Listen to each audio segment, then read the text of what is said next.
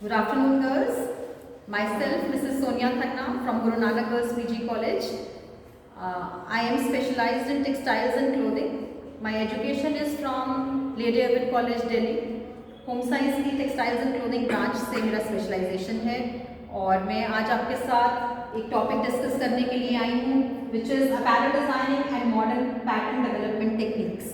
ठीक है, apparel designing जो है वो आप उससे क्या समझते हैं, आप पहले वो बताइए, फिर हम आगे बढ़ेंगे।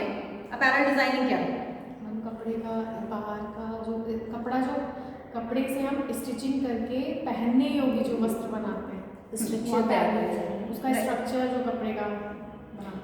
If you consider apparel designing, तो अपैरल डिज़ाइनिंग का अर्थ ये है कि हम एक कपड़े से सिलने के लिए परिधान जो बनाने जा रहे हैं उसकी डिज़ाइनिंग करना, उसका कंस्ट्रक्शन करना, पैटर्न डेवलप करना, पैटर्न डेवलपमेंट टेक्निक्स के अंतर्गत आता है, और स्टिचिंग करके उसे कपड़ा तैयार करना, सिलने योग्य पहनने योग्य कपड़ा तैयार करना। सो हम लोग कुछ इस तरह की चीज़ों का प्रयोग करके आगे बढ़ते हैं। और अगर हम इसकी डेफिनेशन पे आ जाएं तो apparel designing is an art of applying design, aesthetics, clothing construction and natural beauty to clothing. हमारी कोशिश होती है कि हम डिज़ाइन के माध्यम से हमारी वो सारी कलाएं हमारे अंदर होनी चाहिए डिज़ाइनिंग करने की, कि क्या गारमेंट का स्ट्रक्चर होगा, उसमें योक होगा या उसमें पॉकेट होगी या उसकी लेंथ कितनी होगी, वो पैंट होगी, वो शर्ट होगी या क्या होगा, वो हमारा आइडियाज़ होने चाहिए हमारे पास, क्योंकि कोई भी चीज़ रिपीटेडली नहीं पसंद की जाती। डिज़ाइनिंग इसीलिए खास है क्योंकि हम हमेशा नया, हर रोज़ नया चाहते हैं। आज हमने पैंट शर्ट पहनी है तो कल हम स्कर्ट पहनना चाहते हैं, कल हमने स्लिम स्कर्ट पहनी है तो हम परसों फ्लेयर्ड स्कर्ट पहनना चाहते हैं, हम एक दिन फ्लेयर्ड स्कर्ट पहन लेते हैं तो कहते हैं हम इससे बोर हो गए हैं, हमें वन पीस ड्रेस चाहिए। So we need different garments because there is a demand of different garments. So designing is required. Designing is important in this field because designing brings novelty, नयापन लेकर के आती है। तो हम सबसे पहले डिज़ाइन करते हैं, फिर उसमें हम खूबसूरती डालने की कोशिश करते हैं, हम पैटर्न बनाते हैं, हम उसको कंस्ट्रक्ट करते हैं, सिलते हैं, फिनिश करते हैं। This all comes under apparel manufacturing, apparel designing, right? See, it is more of a technical term because techniques की ज़रूरत है, सिर्फ कला नहीं चलेगी, सिर्फ कागज़ पे स्केच बना देने से नहीं चलेगा, हमें उसकी पूरी डिटेल बतानी पड़ेगी। हमें बताना पड़ेगा कि यहाँ पर डबल सीम चलेगी, यहाँ पाइपिंग लगेगी, यहाँ पॉकेट लगेगी तो बेल्ट पॉकेट लगेगी, यहाँ कॉलर लगेगा, कॉलर कौन सा लगेगा, शॉल कॉलर लगेगा, कन्वर्टेबल कॉलर लगेगा या नेहरू कॉलर लगेगा, तो हमें बहुत डिटेल्स बतानी पड़ती है। तो टेक्निक आनी चाहिए। अब हमने कॉलर का नाम बता दिया, उससे काम खत्म नहीं हो जाता, हमें उसको ड्राफ्ट करना आना चाहिए, उससे पैटर्न बनाना आना चाहिए, उसको स्टिच करना आना चाहिए। So it is more of a technique, काम को पूरा कर ले जाने की टेक्निक है अपैरल इंडस्ट्री में। और उसके लिए जो बेसिक स्किल्स आपको चाहिए होती है, जैसा कि मैंने बताया, पहली स्किल डिजाइनिंग, दूसरी स्किल आपको क्या चाहिए, पैटर्न डेवलप करना, कि कैसे उसको ड्राफ्ट करें, कैसे उसे कागज पे उतारें। एक 3 डायमेंशनल बॉडी के लिए कपड़ा तैयार करना जिसमें कि आपकी हाइट है, विड्थ है, डेप्थ भी है बॉडी में। तो अब इसको हमें अगर कोई कपड़ा तैयार करना है और हम कागज पे तैयार कर रहे हैं, 2 डायमेंशनल विधि से तैयार कर रहे हैं, तो इतना आसान नहीं होता। उसके लिए पूरा आपको नॉलेज होनी चाहिए, टेक्निक आनी चाहिए। वो टेक्निक हम पैटर्न डेवलपमेंट की टेक्निक कहते हैं, वो टेक्निक आनी जरूरी है। और तीसरी टेक्निक जो हमें आनी चाहिए वो है कंस्ट्रक्शन की, यानी कि स्टिचिंग की। स्टिचिंग हमें जरूर आना चाहिए, बिना उसके हम कोई भी गारमेंट प्रिपेयर नहीं कर सकते। इसमें जो हमने तीनों कलाएं हमें हैं आनी चाहिए, उनमें पहली कला है डिजाइनिंग की। और डिजाइनिंग की कला में हमारे लिए इंपॉर्टेंट है कि हम 3 बातों का ख्याल रखें। पहली चीज, हम स्ट्रक्चर का ख्याल रखें, यानी कि स्ट्रक्चर क्या होना चाहिए गारमेंट का। गारमेंट के स्ट्रक्चर की बात करें तो हम बात करते हैं कि क्या स्ट्रक्चर,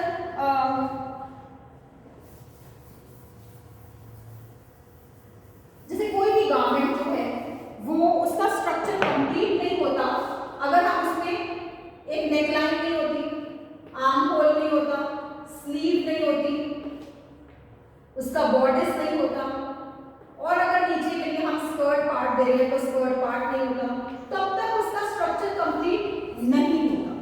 तो हम उसके स्ट्रक्चर की बात करें अब उसके अंदर क्या क्या होगा, हर गारमेंट ऐसा तो नहीं दिखता, लेकिन जो भी गारमेंट हम डिजाइन कर रहे हैं उसका क्या स्ट्रक्चर है और हम जिसके लिए डिजाइन कर रहे हैं उसका बॉडी स्ट्रक्चर क्या है, दोनों का आपस में मैच होना या दोनों एक दूसरे के लिए उस बॉडी पर वो आपके गारमेंट का स्ट्रक्चर अच्छा लगे, ऐसा विचार करके स्ट्रक्चर तैयार किया जाता है।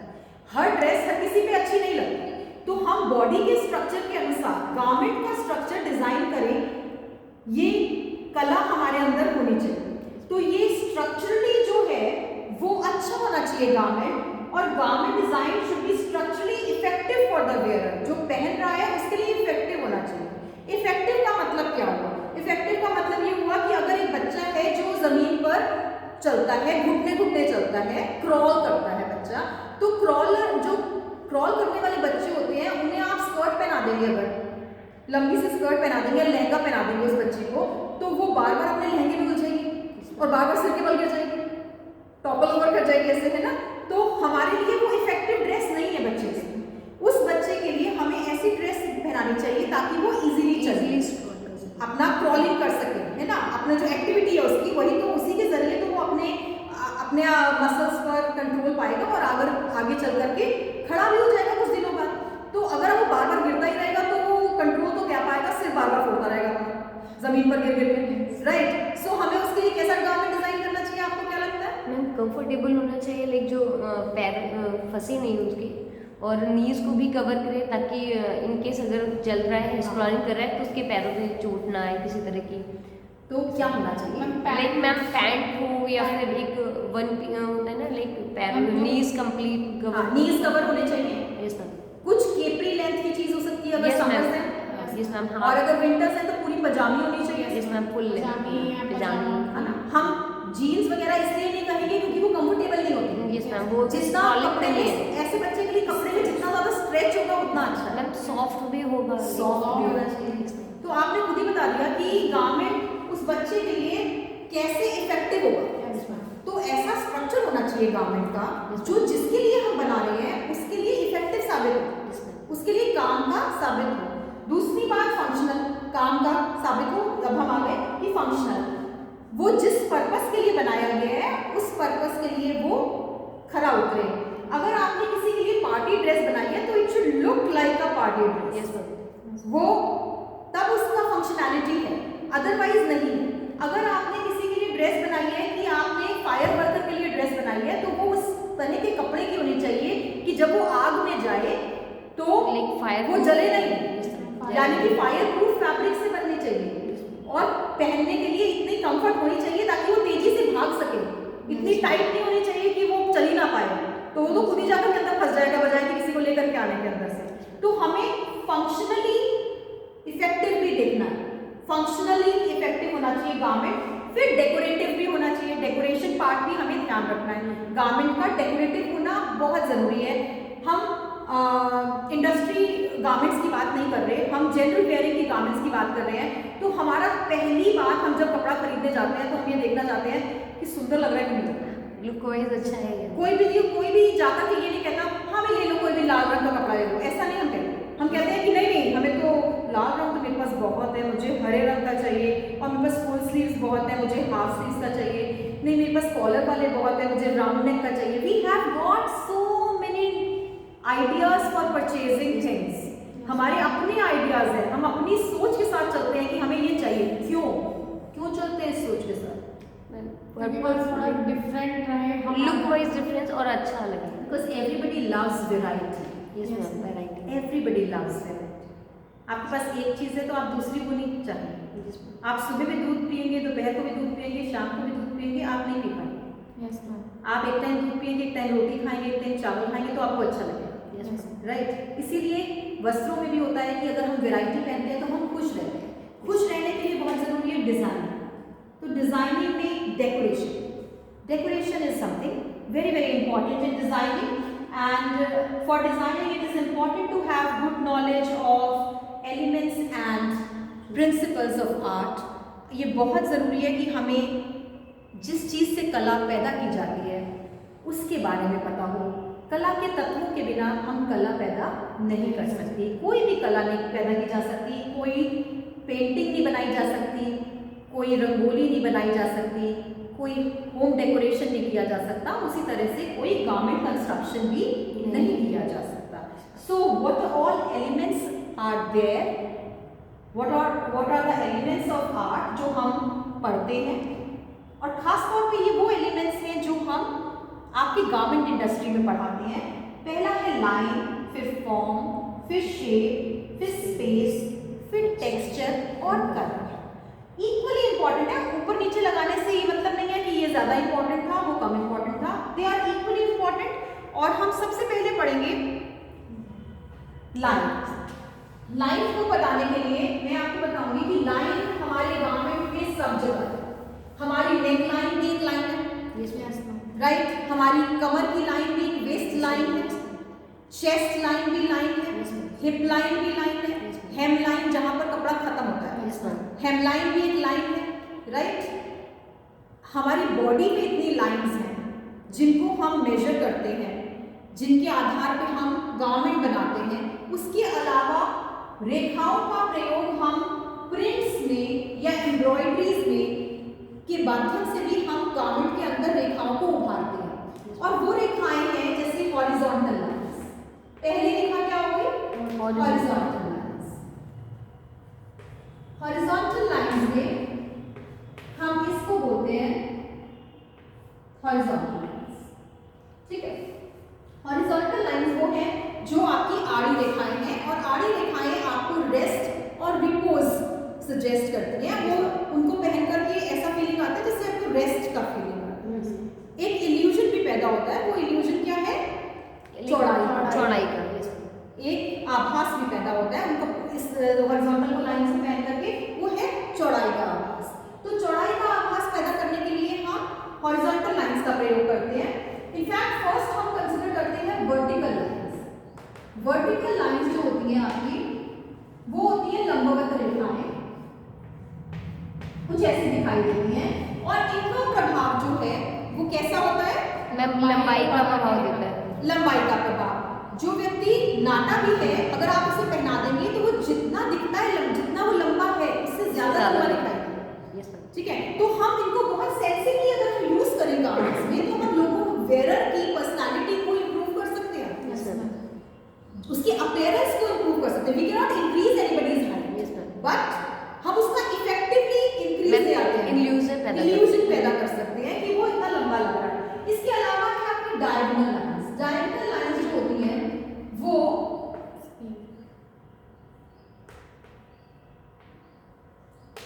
कुछ इस तरह से दिखाई जाती हैं, तिरछी रेखाएं। और तिरछी रेखाओं का क्या काम है? एक्शन लाइन भी कह सकते हैं, एक्शन लाइंस कहते हैं। इनका ये गति का आभास देती हैं, और इनसे हमें एक्टिविटी की एक आभास मिलता है। तो इनका प्रयोग हम क्या करते हैं कि स्पोर्ट्स वेयर में बहुत ज्यादा करते हैं, क्योंकि स्पोर्ट्समैन एक्टिव दिखने चाहिए।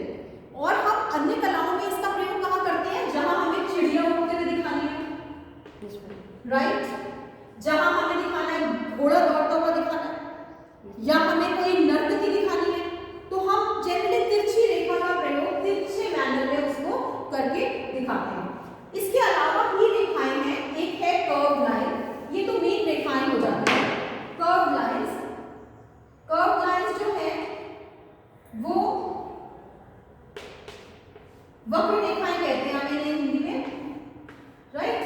वक्र रेखाओं का क्या काम होता है कि ये फेमिनिन कैरेक्टर, अट्रैक्शन कह सकते हैं, अट्रैक्शन पैदा करती हैं, सॉफ्टनेस पैदा करती है ड्रेस के अंदर, और फेमिनिन कैरेक्टर को उभारती है, स्त्री जलोचित लालित्य पैदा करती है, राइट। तो यानी कि फेमिनिटी को उभारने के लिए, सॉफ्टनेस को लाने के लिए गारमेंट में हम इनका प्रयोग करते हैं। जहां जहां ये प्रयोग की जाती है वहां सॉफ्टनेस आ जाती है, वहां और ज्यादा ब्यूटी उभर के आती है, खूबसूरती को उभारने में ये रेखाएं अच्छी काम में आती है, ठीक है। इस जैसे हम इनको फेमिनिन लाइंस कहते हैं ना, वैसे हम वर्टिकल लाइंस को ना मैस्कुलिन लाइंस भी कहते हैं।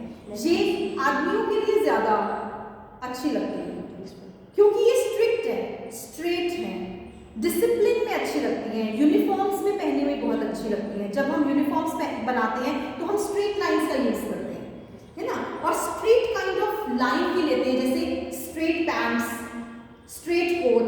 हम फ्लोई चीजें नहीं लेते, कर्व्स वाली चीजें नहीं लेते। जब हम किसी यूनिफॉर्म को डिजाइन कर रहे होते हैं। और अगर हम किसी शादी में जा रहे हैं और शादी के लिए कोई दुल्हन का गारमेंट डिजाइन कर रहे हैं, उसके लिए तो फ्लोरी होगा। हाँ, तो वो फ्लोई होता है, उसके अंदर कर्व होता है। ड्रेस में कर्व होता है, ड्रेस की लाइन में कर्व होता है, ड्रेस की लाइन ही कर्व होती है नीचे से। चाहे वो आप वेस्टर्न कल्चर में देख लीजिए और चाहे अपना इंडियन कल्चर में देख लीजिए, हमारे लहंगे और उनके गाउन, वेस्टर्न कल्चर में gown, they are all flowy, they have more of curves. उनकी जो डिटेलिंग भी होती है वो कर्व्स होती है। क्यों? कर्व्स जो है वो ब्यूटी लाते हैं, सॉफ्टनेस लाते हैं, फेमिनिटी लाते हैं, राइट। इसी तरीके से मेन कैरेक्टर अगर हम लाना चाहते हैं तो हम क्या लाते हैं? वर्टिकल लाइंस का यूज करते हैं, राइट। इस तरीके से हमारे पास इन लाइंस के कुछ और भी लाइंस हमारे पास हैं जो मैंने वहां मेंशन नहीं करी, लेकिन मैं आपको बताना चाहूंगी। हमारे पास एक लाइंस होती है वी शेप लाइंस। इनका भी ना बहुत ही प्यारा यूज है। वी शेप लाइंस जो होती है वो इस तरह से दिखाई देती है।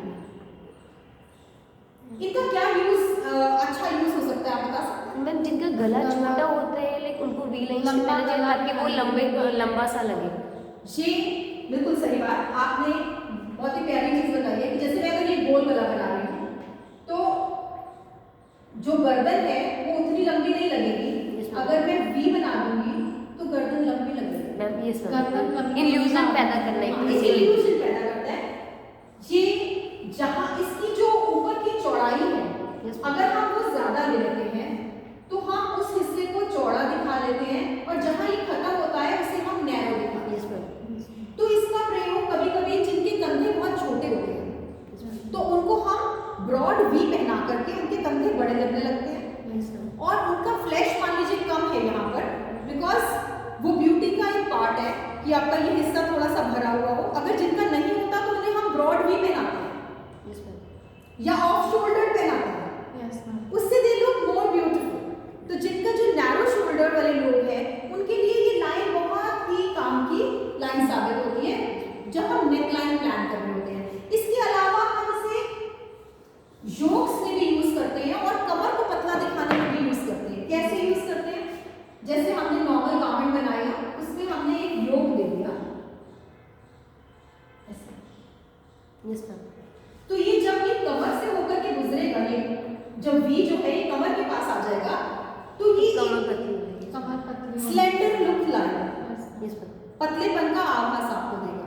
तो ये आपके लिए बहुत ही हेल्पफुल लाइंस है। जब आप डिजाइनिंग करते हैं तो हमें ये देखना होता है कि जिसके लिए हम डिजाइनिंग कर रहे हैं उसको कहाँ जरूरत है पतले लगने की, कहाँ जरूरत है मोटे लगने की, और हम कौन सी लाइन का सही प्रयोग कर सकते हैं। इसके अलावा भी हम एक और लाइन का प्रयोग करते हैं जिन्हें हम बोलते हैं जिगजैग लाइंस।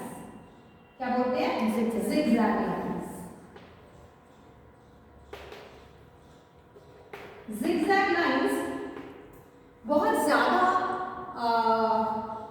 कोई ऐसा इफेक्ट पैदा करती है ऐसा नहीं है, लेकिन दे सूट बेस्ट टू एडोलेसेंस। किशोरावस्था में जो लोग होते हैं, जो बच्चे होते हैं, उनको ये बेस्ट सूट करती है क्योंकि ये डिस्टर्बेंस है, कंफ्यूजन, डिस्टर्बेंस का आभास है। और जो 14-15 साल के बच्चे होते हैं ना, वो भी कंफ्यूज्ड होते हैं। दे आर कंफ्यूज्ड कि उन्हें आगे क्या पढ़ना है, दे आर कंफ्यूज्ड कि कौन सा स्पोर्ट ले, दे आर कंफ्यूज्ड कि कौन सा दोस्त बनाए। उनकी पर्सनालिटी में बड़ा कंफ्यूजन है, अभी ठहराव नहीं आया और एक चंचलता उनके चेहरे पे भी होती है और उनकी हर एक्टिविटी में होती है, उनकी सोच में होती है। जो यहाँ चलता है ना वही दिखता है, तो वो दिख रहा होता है उनके अंदर। बहुत तेज गुस्सा आ जाएगा, हार्मोनल चेंजेस आ रहे होते हैं बच्चों के अंदर, राइट। लड़कियां जो हैं अब ज़्यादा लड़कियों जैसी हो जाती हैं, लड़के जो हैं ज़्यादा लड़कों जैसे हो जाते हैं।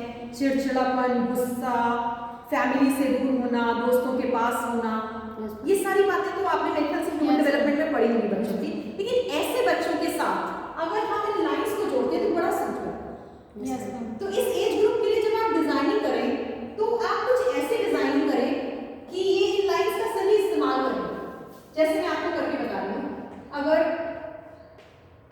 हम गारमेंट की लाइन कुछ ऐसे खत्म करते हैं तो ये सबसे अच्छी एडोलेसेंस में लगेगी, किशोरावस्था में लगेगी, क्योंकि उनकी चंचलता के साथ जाती है।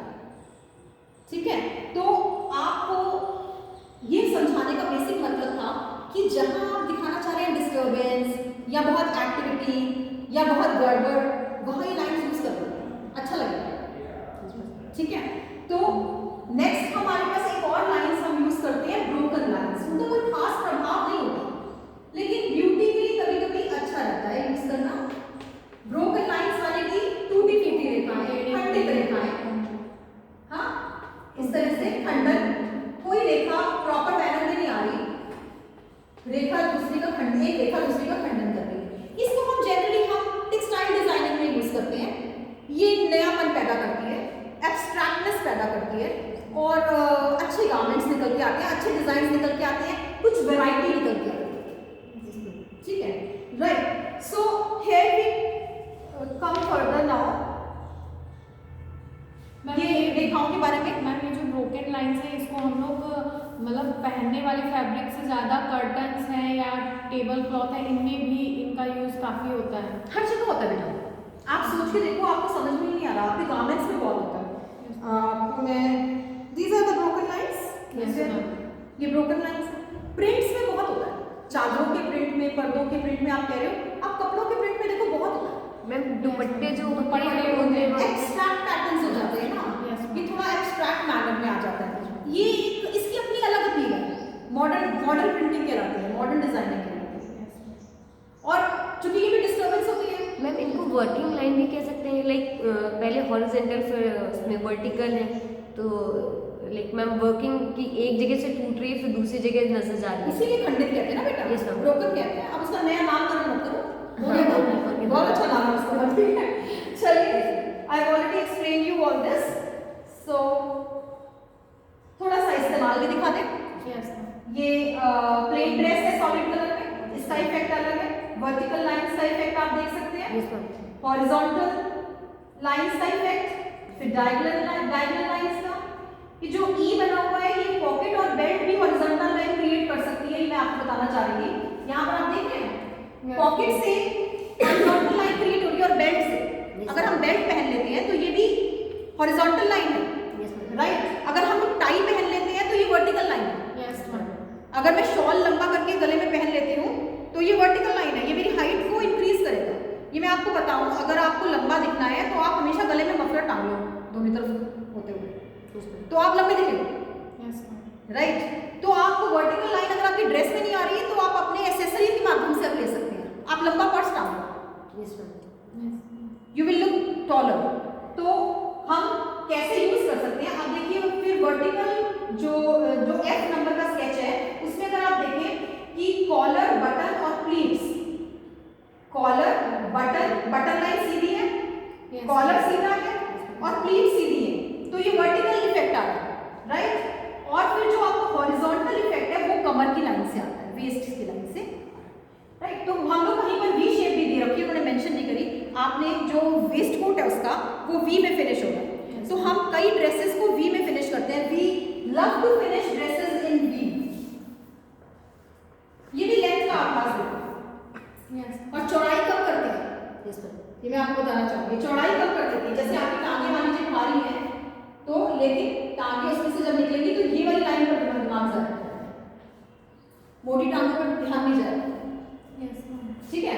सो वी पे हम लोग बहुत एंड करते हैं, स्टाइल भी आता है, फैशन भी आता है, लेकिन हम सेंसिबली भी अगर से यूज करें तो बहुत लोगों के लिए बहुत अच्छा रहता है, उनको अच्छा दिखाने में काम में आते हैं। फिर डायगोनल कर्व्स हैं, ये मैंने अभी तक मेंशन तो नहीं किया था, वो है कर्व्स, लेकिन डायगोनल मैनर में नहीं है, तो दोनों बातें चीजें कवर होंगी। एक तो वो सॉफ्ट हो जाएगा गारमेंट और एक्टिव भी दिखोगे, ठीक है। सो ये आपकी लाइंस का यूज था। अब हम आते हैं फॉर्म पर।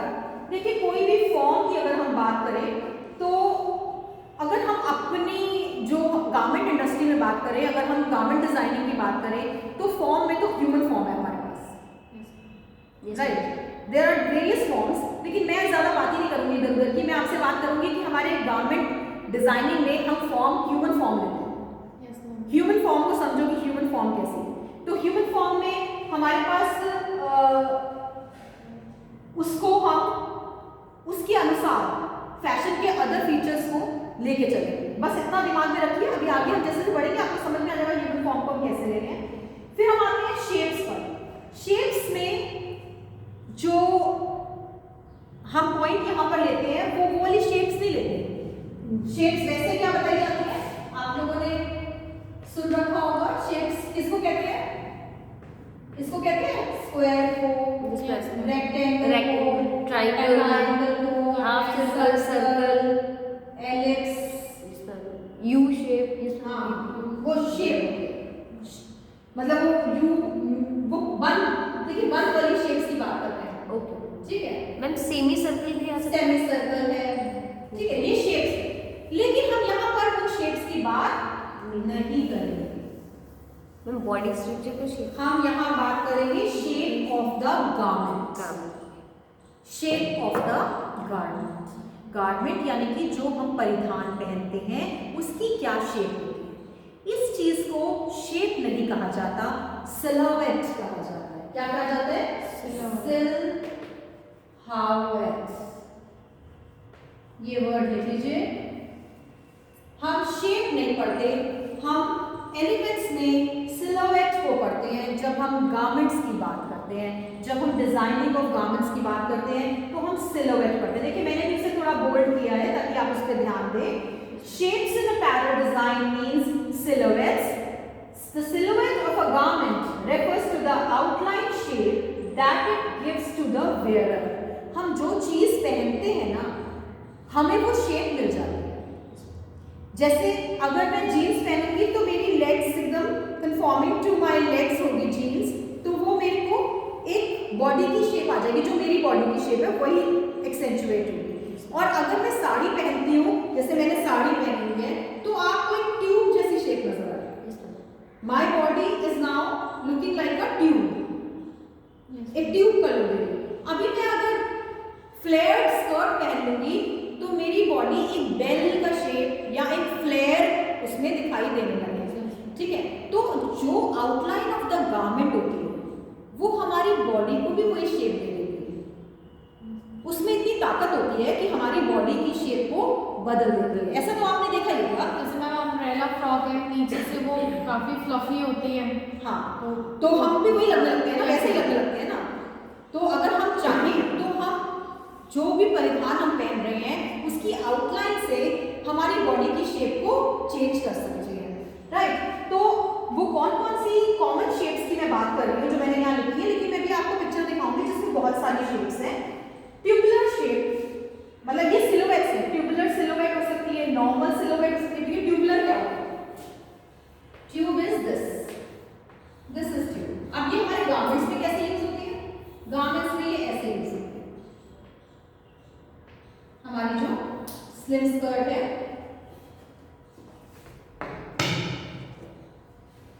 ऐसे होती है स्लिम स्कर्ट्स। ये पीछे से मैं दिखा रहा हूँ स्लिम स्कर्ट को, आप आगे से भी देखेंगे स्लिम स्कर्ट। इससे ट्यूब का लुक आएगा, ये ट्यूबुलर हो गई। राइट, फिर हमारी नॉर्मल का मतलब होता है बॉडी कॉर्न, यानी कि बॉडी की शेप ही जब हम ले लेते हैं।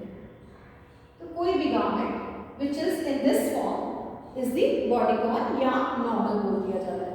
राइट, फिर ए लाइन, अगर मैं स्कर्ट के माध्यम से आपको दिखाना चाहूँ तो दिस इज ए लाइन। क्या है ये? A line. फिर वहां क्या लिखा है? Bell shape. Bell shape. Bell को आप अच्छे से पहचानते हैं। Bell is like this. We have skirts like this. We have, then we have clinging. Clinging तो बिल्कुल बॉडी से चिपक जाएगी। अब कोई मोटा है तो मोटा लगने लगेगा, किसी का पेट निकला है तो वो पेट जैसा निकला दिखने लगेगा। ऐसे भी हम ड्रेसेस पहनते हैं ना, स्ट्रेची ड्रेसेस पहनते हैं, तो जो लड़कियां पतली होती हैं वो जैसी होती है वैसे दिखने लगती हैं। तो क्लिंगिंग इज चिपकी हुई। राइट, इसको मैं बना के नहीं दिखा सकती, जैसी बॉडी होगी वैसा दिखने लगेगा। फिर आपका है बुफे। बुफे जो है वो एक्स्ट्रा फ्लेयर होता है। एक्स्ट्रा फ्लेयर, हम जो घेर नीचे से आता है स्कर्ट्स में, लहंगे में या right, that is called. Ma'am उनको क्या कहते हैं? लाइक जो आगे से शॉर्ट होती है वो पीछे से बहुत ज्यादा घेर होता है, लाइक लेंथ बहुत ज्यादा होती है, उसमें वेल रहती है पीछे। अच्छा, तो वो शेप नहीं है, वो शेप आगे से, शेप तो इनमें से कोई एक होगी, लेकिन वो एक्स्ट्रा वेल रहती है, वो एक डिजाइन का फीचर है, वो आपका सिलहूएट नहीं है। सिलहूएट इज द आउटर लाइन। मैं अभी दिखा रही हूँ सिलुएट्स और भी हमारे पास है और मैं आपको दिखा रही हूँ। ये मैंने आपको एक्सप्लेन कर दिया कि ऐसे, ये एक और बात बतानी रह रही है कि फैशन पीरियड्स आते हैं बेटा, कभी कोई शेप फैशन में होती है, कभी कोई शेप फैशन में, राइट। जैसे कभी कभी स्ट्रेट शेप्स फैशन में आ जाती हैं, तो हर चीज में स्ट्रेट चलने लगती है। जेंट्स की पैंट्स स्ट्रेट हो जाती हैं, हम लोगों की जीन्स स्ट्रेट हो जाती हैं, हम लोगों के कुर्ते स्ट्रेट हो जाते हैं। और जब ए लाइन फैशन में आता है ना, सब कुछ ए लाइन हो जाता है। हमारी ड्रेस, हमारे कुर्ते ए लाइन हो जाते हैं, जेंट्स की पैंटें ए लाइन हो जाती हैं, उनके कोट ए लाइन हो जाते हैं थोड़े से। जैसे प्रेजेंट में ये क्या बोलते हैं उसको, वो बहुत ट्रेंड में चल रहा है, फ्रिल वाला, स्लिप्स पे फ्रिल, वो अलग से आगे से प्लेट्स पड़ी होती हैं, वो पूरा flare is in fashion, flare आ रहा है फैशन। स्कर्ट है तो उसमें नीचे टॉप, यहाँ तक मान लो, यहाँ तक, यहाँ आपके एक लेवल तक आकर के वो क्लिंगिंग भी अगर हो गई तो नीचे से इसके, यस मैम, ये ट्रेंड में इस ट्रेंड काफी ये हाँ, ये ट्रेंड आते जाते रहते हैं बेटा। ये आपका फैशन वो चीज है जो हर कुछ दिनों बाद बदलता है, और हर कुछ दिनों बाद जब फैशन बदलता है, जो पहली चीज बदलती है वो होती है सिलुएट्स। अच्छा, जो फर्स्ट टाइम आता है, नहीं, जो पहली, जितने भी हमारे एलिमेंट्स हैं उनमें से कौन से एलिमेंट पे प्रभाव आता है जब फैशन बदलता है, वो होता है सिलुएट। सिलुएट चेंज होती है, आउटर लाइन चेंज होती है। कभी तो पटियाला सलवारें आ जाती हैं फैशन में, कभी धोती सलवार आ जाती है, कभी पैंट्स आ जाती है। इस समय पैंट्स चल रही है, इससे पहले फ्लेयर चल रहा है, अभी प्लाजोज चले, ठीक है। तो हम लोगों ने फ्लेयर खूब पहन लिया, अब सब लोग पैंट्स में स्टिक कर रहे हैं। लेकिन अब आप देखिएगा, very soon it is going to shift and the salwars are going to come, salwars आ जाएंगे। हम लोग बोर हो जाते हैं, हम बहुत लंबा एक चीज नहीं पहन पाते। वैरायटी चाहिए, वो वैरायटी किस में चाहिए होती है, उस पर ध्यान दो, हमें सिलुएट में चाहिए। चीजें रिपीट होती हैं, बिल्कुल रिपीट होती है, every 20 years you will get the same fashion। हर 20 साल बाद वही फैशन रिपीट होके आएगा, कुछ बदलाव के साथ। कुछ ठीक है, फैशन का आज हमने क्लास नहीं ले ली, किसी दिन मौका मिलेगा तो फैशन समझाऊंगी आपको, बहुत मजा आएगा उससे। चलिए अब हम नेक्स्ट चलते हैं कि ये I explain to you, bell shape जो होती है जब वो एक्सट्रीम हो जाती है तो उसे हम बुफे कहते हैं। फिर हम नेक्स्ट में दिखा रही हूँ आपको कुछ सिलुएट्स, आप पढ़ पा रहे हैं कि नहीं पढ़ पा रहे? नहीं पढ़ पा रहे। चलिए मैं आपको थोड़ा सा बताती हूँ। यहाँ पर ये बॉडी कॉन है, ठीक है, ये शेप है और ये शीट है, राइट। इस तरीके से ये जो शेप्स हमने कवर नहीं करी, मैं उनको कवर करूंगी। इसे हम कहते हैं ब्लॉसम, इसे हम कहते हैं हॉल्टर, ठीक है। और ये स्लिप है, स्लिप जो हम अंदर नीचे पहनते हैं उसे स्लिप कहते हैं। ऐसे ही रैप होती है, रैप अराउंड होती है ना, एक जैसे यहाँ से शुरू करा और घुमा करके यहाँ ला करके टाई करा, उसे हम बोलते हैं रैप। मैम मेनली नाइटीज में यूज होता है। नहीं, ऐसा नहीं है, रैप स्कर्ट्स बहुत यूज होती है, रैप अराउंड स्कर्ट्स होती हैं, रैप अराउंड आपके टॉप होते हैं, आपने टॉप यहाँ पर टाई किया अंदर, फिर टॉप राउंड होकर के उसकी बेल्ट यहाँ पर आके यहाँ टाई, तो रैप ओपन होती है, लेकिन उसे हम बॉडी पे रैप कर लेते हैं, वो रैप सिलुएट हो जाती है, ठीक है। इस तरह से मैं एक दो सिलुएट आपको बता देती हूँ, बाकी इतनी इंपॉर्टेंट नहीं है। आपको जो मैंने वहां लिखी वो मोस्ट इंपॉर्टेंट शेप्स थी। फिर ये पेप्लम है, ये आजकल फैशन में है, पेप्लम इज इन फैशन। उसमें क्या होता है कि आपको गारमेंट में जहां आपका वेस्ट लाइन खत्म होती है उसके बाद फ्रिल्स होती है। ये अभी आप देखिए बहुत सारे लहंगों के साथ चोली कुछ इस तरीके की आ रही है, जो स्कर्ट एंड ब्लाउजेस आ रहे हैं वो कुछ इस तरह से आ रहे हैं। इंडो वेस्टर्न्स में ये बहुत अच्छे से चल रहा है, ठीक है। तो these are the dress silhouettes, ये वो लाइन होती है जिसे हम लेकर के गारमेंट को डिजाइन करते हैं। फिर हम नेक्स्ट आते हैं स्पेस पे। Space is one of the most important element of art, because without free space no design will come up, सामने नहीं आएगा वो डिजाइन। जैसे मान लीजिए मैं कोई भी डिजाइनिंग कर रही हूँ, अगर मैंने एक गारमेंट पे डिजाइनिंग करी,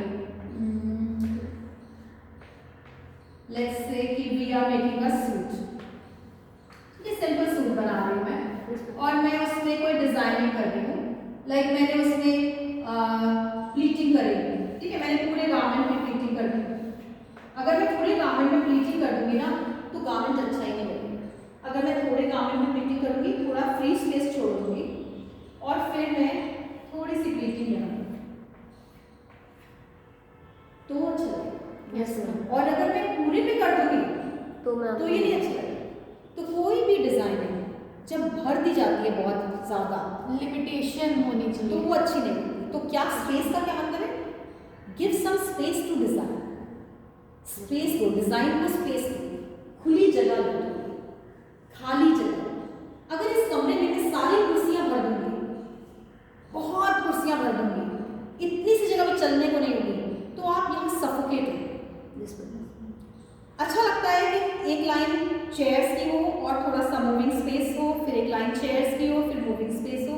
तो मूविंग स्पेस जैसे हमें चाहिए होता है, जैसे हमें सांस लेने के लिए जगह चाहिए होती है, डिजाइन को भी चाहिए। तभी वो सुंदर लगेगा, तभी वो जिएगा, नहीं तो वो मर जाएगा। जैसे बहुत भीड़ वाली जगह पे सफोकेशन होने लगती है, हमें थोड़ा सा स्पेस, खुली हवा, वैसे ही कपड़ों को भी डिजाइन में We need some space. Free space is required. ये भी कैसे पैदा किया जाता है, ये भी एक टेक्निक है, वो हम आपको बताएंगे। फिर हम आते हैं जो एक और है, दो बहुत इंपॉर्टेंट टॉपिक्स मैंने इसके अंदर एक साथ कवर कर दिए, colour and texture, because it is not a special class for colour और एलिमेंट्स ऑफ डिजाइन, इसलिए मैं इसको बहुत तेजी से कवर कर रही हूँ। लेकिन कलर और टेक्सचर दोनों बहुत इंपॉर्टेंट एलिमेंट्स हैं। कलर अपने आप में एक पूरा चैप्टर है जिसे हमें कवर करने के लिए कम से कम 2 घंटे चाहिए। तो लेकिन मैं आपको बताना चाहूँगी कि डिज़ाइनिंग में कलर और टेक्सचर का बहुत ज़्यादा योगदान होता है। इसके बिना हम कोई भी कला को पैदा नहीं कर सकते। Yes ma'am. बिना रंगों के कोई कला का अर्थ ही नहीं है। तो बहुत सारी कलर स्कीम्स हैं जिनका हम यूज़ करते हैं, और हमारे पास बहुत सारे टेक्सचर्स हैं। टेक्सचर्स क्या होते हैं? टेक्सचर्स क्या होते हैं बताओ? मैं जो छूने में और देखने में थोड़ा सा उभार लाए या फिर प्रभाव, जितने भी खुरदरापन, अलग प्रभाव हैं, हाँ, जो सतही प्रभाव हैं, खुरदरापन, चिकनापन, राइट, खुरदरापन, चिकनापन, कंटीला, मुलायम, स्पंजीनेस, Yes, ma'am. ये क्या है? ये सारे पोत। टेक्सचर हैं। इन्हें हम पोत कहते हैं हिंदी में, पोत या सतही प्रभाव, या इंग्लिश में कहते हैं टेक्सचर्स। तो we have got various textures. आपने खुद नाम ले लिया तो मुझे बताने की जरूरत नहीं है। तो हमारे पास ये जो टेक्सचर्स है ना, ये भी बहुत तरह की आभास पैदा करते हैं। जैसे शाइनी टेक्सचर में हम चौड़े लगते हैं, यस मैम, और अगर हमारा थोड़ा सा रफ टेक्सचर होगा तो उसके अंदर हम पतले लगेंगे, राइट। ऐसे ही कलर्स का है, डार्क कलर्स पहनेंगे तो हम पतले लगेंगे, और लाइट कलर्स पहनेंगे तो हम मोटे लगेंगे। इमेजिन किसी ने व्हाइट कलर की स्टॉकिंग्स पहनी हुई है तो उसकी टांगे मोटी लगेंगी, यस मैम, और अगर उसने ब्लैक कलर की स्टॉकिंग्स पहनी है तो टांगे पतले लगेंगे। टांगे तो वही है, राइट। तो रंगों से भी कई प्रकार के आभास पैदा होते हैं, कई प्रकार की इल्यूजन्स हम पैदा करते हैं। जैसे गर्म रंग, ठंडे रंग, रंग गर्म भी होते हैं, ठंडे भी होते हैं। गर्म रंग जो है वो गर्म रंग हमारे अंदर उत्तेजना पैदा करते हैं, है ना। एक फेस्टिविटी का कलर है। हाँ आप बोलिए। नहीं मैम, जो गर्म रंग है लाइक जैसे रेड हो गया, येलो, ये खुशी के भी लाइक, ये खुशी के भी प्रतीक हैं। यस मैम, लाल पीला रंग ये गुस्से के भी प्रतीक है, लाल रंग गुस्से का भी प्रतीक है। तो हम अब साइकोलॉजी ऑफ कलर्स पे चले जाएंगे। मैंने आपसे कहा ना, ये तो अपने आप में एक बहुत इलाबोरेट टॉपिक है, अगर हम बहुत ब्रॉड टॉपिक है, इसको अभी हम डिस्कस नहीं करेंगे। लेकिन हम आपको इतना बताना चाहेंगे कि गारमेंट की डिजाइनिंग में कलर का बहुत बहुत योगदान है। कुछ हमारी कलर स्कीम्स हैं जो मैंने यहाँ बस बता दी है आपको।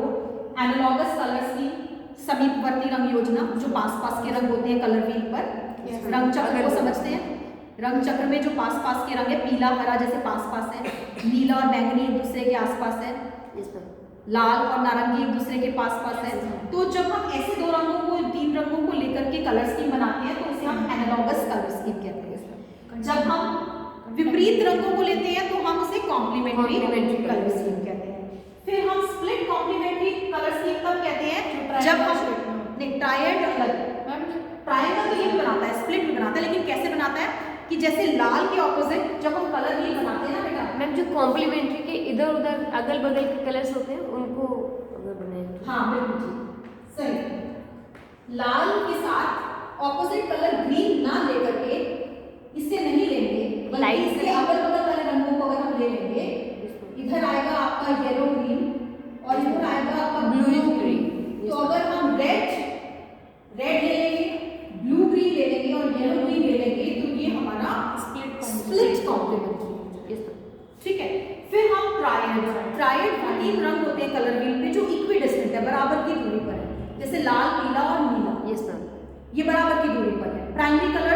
बराबर की दूरी पर होते हैं, ठीक है। फिर अब हम ये कलर स्कीम्स अलग अलग प्रकार के प्रभाव पैदा करती हैं और डिजाइनिंग में काफी हेल्पफुल है। Will discuss it some other time. अभी हम आते हैं टेक्सचर्स पर। टेक्सचर्स जो हैं आपके, बहुत सारे टेक्सचर्स आपने बता दिए, कुछ यहाँ पर मैंने दिखाए हैं। शिमर है, सीक्वेंस है, वेलवेट है, नेट है, शिफॉन है, जॉर्जेट है, लेदर का इफेक्ट है, लेसी इफेक्ट है, ठीक है, रैक्सिन है, right. So now we move on to principles of design. Principles of design क्या होता है बेटा, कि कला के सिद्धांत कहते हैं। क्या कहते हैं? कला के सिद्धांत।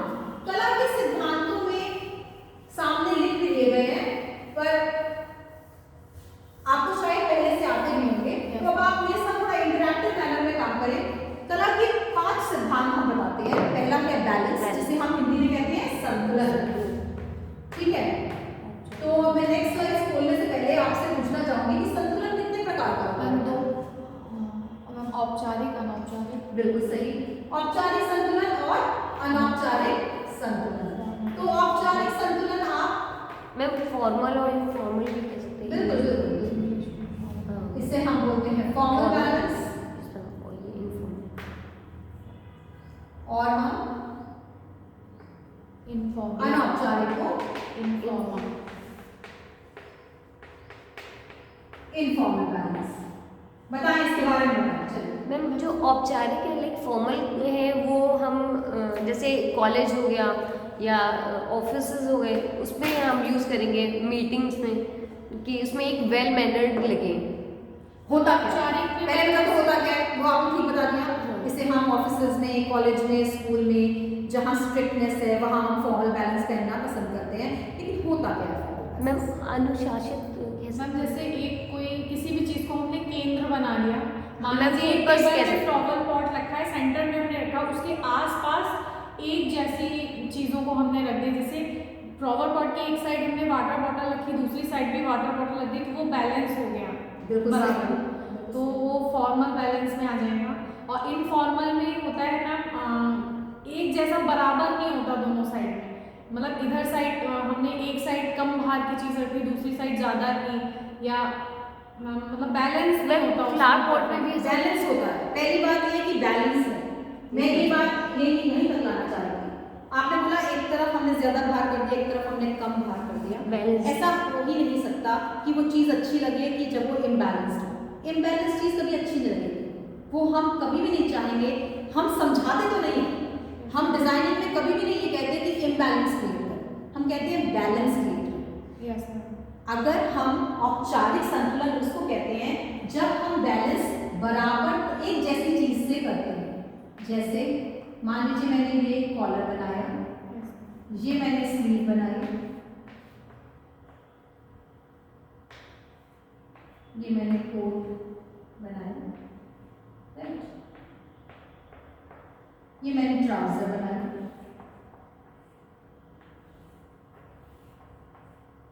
तो ये जब मैं एक अदृश्य रेखा बीचों बीच खींचूंगी तो जैसा इधर है बिल्कुल उसका रेप्लिका है। तो ये हो गया हमारा फॉर्मल बैलेंस। जब इनफॉर्मल बैलेंस की हम बात करेंगे तो रेप्लिका नहीं क्रिएट होगा, तो इधर जो होगा दूसरी तरफ वो नहीं होगा। जैसे मान लीजिए मैंने ऐसी ड्रेस बनाई,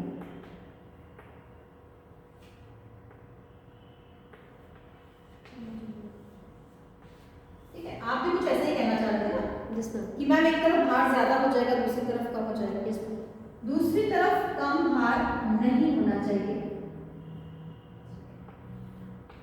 हमें एक तरफ सिंपल रख दिया, दूसरी तरफ डेकोरेटिव कर दिया, थोड़ा सा डिफरेंस होता है उसमें। देखिए मैंने जितना कपड़ा यहाँ लटकाया मैंने एक बो के माध्यम से वहाँ पूरा यस मैम बैलेंस इक्वल होना चाहिए, बैलेंस करना ही पड़ता है बेटा। बैलेंस इक्वल होता है, पर दोनों साइड चीजें एक जैसी सेम सिमिलर नहीं पॉसिबल नहीं, जो यहाँ है वो यहाँ नहीं है, जो राइट में है वो लेफ्ट में नहीं है, लेकिन भार बैलेंस इक्वल है। भार बराबर। इस भार को कभी कभी हम लोग कैसे पूरा करते हैं मैं आपको बताऊं। कभी कभी ड्रेसेस आप सोचेंगे कि मैम ने गलत बता दिया, कई बार तो ये ड्रेस होती है और वो होता भी नहीं है, ऐसी ड्रेसेस होती है। तो ये तो इम्बैलेंस है, यहाँ पे इतना सही कपड़ा लगा और यहाँ इतना ढेर सारा कपड़ा लग गया, तो इतना इम्बैलेंस है बनती हैं और लोग सुंदर भी लगते हैं, लेकिन वो कैसे सुंदर लगते हैं? जब हम इस तरह की ड्रेसेस पहनते हैं, जब मेरा राइट हैंड में बहुत ज़्यादा वेट आ चुका है, तो मैं लेफ्ट हैंड में इतनी सारी चूड़ियाँ पहनूँ, मैं अपने बाल एक तरफ करती हूँ, I try to bring it to balance. हम कभी सुंदर नहीं लग सकते जब तक हम बैलेंस क्रिएट नहीं करें। हम एक पर्स टांग सकते हैं भारी सा, हम हाथ में एक मफलर ले सकते हैं, या एक हम दुपट्टा टांग सकते हैं, और हम ऐसा करते हैं। हम जब शीशे के सामने खड़े होकर तैयार होते हैं तो हम कभी बाल इधर करते हैं, कभी इधर करते हैं, अल्टीमेटली जब बैलेंस हो जाता है तो कहते हैं आप ठीक है। कभी चूड़ी इधर पहनते, कभी इधर पहनते, फिर लगता है कि नहीं नहीं अब ठीक है। अब मैंने यहाँ एक फूल लगा लिया और मैंने यहाँ पर कोई चीज़ टांग ली, पर्स टांग ली, अब ठीक हो गया, मैं पर्स इस तरफ ही टांगूंगी, या हाथ में मोबाइल पकड़ लिया। We are trying to bring it to balance. हम बिना बैलेंस के पसंद ही नहीं करते कुछ। जिसको नॉलेज है वो बहुत तेजी से समझ जाएगा, जिसको नहीं है वो भी क्रिएट करेगा बैलेंस, वो भी बैलेंस मैनर में नहीं रहेगा। ठीक है, तो balance is something very very important in our garment designing, और वो कैसे क्रिएट होता है आपने समझ लिया। मैं धीरे धीरे करके आगे बढ़ती हूँ। बैलेंस मैंने समझा दिया आपको, फॉर्मल बैलेंस होता है और इनफॉर्मल बैलेंस होता है, और it has to be created. और इसको हम जो स्ट्रिक्ट प्लेसेस होते हैं, स्कूल है, कॉलेज है, यूनिफॉर्म्स है, जहाँ हमें पहन के स्ट्रिक्टनेस या डिसिप्लिन दिखाना है, वहाँ हम फॉर्मल बैलेंस में रहते हैं। फॉर्मेलिटी वाले प्लेसेस में हम फॉर्मल बैलेंस में रहते हैं। इनफॉर्मेलिटी वाले प्लेसेस हैं, जैसे कोई अवार्ड फंक्शन अटेंड करने जा रहे हैं, या कोई शादी है, या कोई पार्टी है, या कोई बर्थडे है, या पिकनिक है, तो हम वहाँ इनफॉर्मल बैलेंस में भी रह सकते हैं। ठीक है, फिर नेक्स्ट हम आते हैं। नेक्स्ट आपका प्रिंसिपल ऑफ डिजाइन ये दिखाया गया है, ये फॉर्मल बैलेंस है, वो इनफॉर्मल बैलेंस है। अब तो आपको बहुत क्लियर समझ में आ गया होगा। एम्फेसिस, एम्फेसिस यानी कि फोकल पॉइंट, यानी कि बल। बल देना, किसी भी चीज को बल देने का क्या अर्थ होता है, फटाफट से बताओ।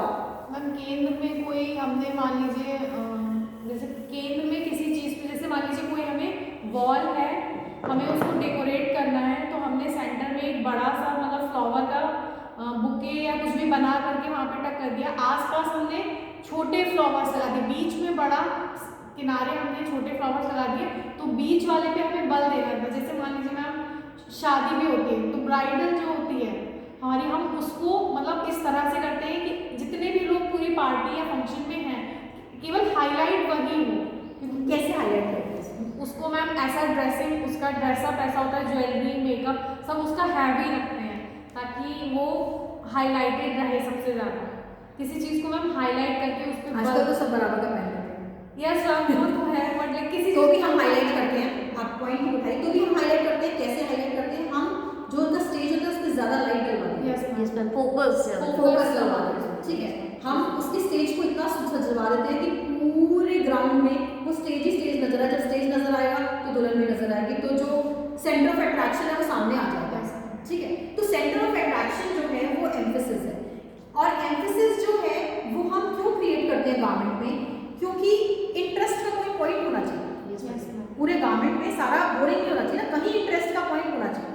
तो जब हम इंटरेस्ट क्रिएट करना चाहते हैं तो हमारा एक मकसद ये होना चाहिए कि जो शरीर का सबसे सुंदर हिस्सा है वहाँ इंटरेस्ट क्रिएट करें। हम जैसे प्लेन गाउन होती है, कई बार कमर पे एक पूरी प्लेन है, कमर पे एक फ्लावर दे दिया, या शोल्डर पे दे दिया जाता है एक फ्लावर बड़ा सा लगा होता है, पूरी प्लेन है, तो वो बल वही। हाँ, तो लेकिन अगर किसी की बाजू में बहुत भारी है तो उसके शोल्डर पे दे दिया तो बाजू एक्सेंचुएट नजर आना, वो बैलेंस में वो गलत हो जाएगा। हमें वहाँ देना है बल जो शरीर का सबसे सुंदर हिस्सा है। Attractive मान लीजिए portion बहुत है। सुंदर सी लड़की है, बहुत सुंदर लेकिन बहुत मोटी, तो उसे हमने ब्लैक कलर का प्लेन गाउन पहना दिया और केवल उसका चूंकि चेहरा बहुत सुंदर है तो उसकी नेकलाइन पर हमने उसे डिजाइनिंग दे दी, या एक बीड्स की बीड स्ट्रिंग पहना दी, एक माला पहना दी, ताकि जिसका भी ध्यान पूरे काले गाउन से हट करके उसके चेहरे पर आ जाएगा, क्योंकि सफेद माला आपको अट्रैक्ट कर रही है। तो और चेहरा बहुत सुंदर है उसका, तो बार बार आपका ध्यान उसके चेहरे पर ही रहेगा, आपको भूल जाएगा वो नीचे कितनी मोटी थी।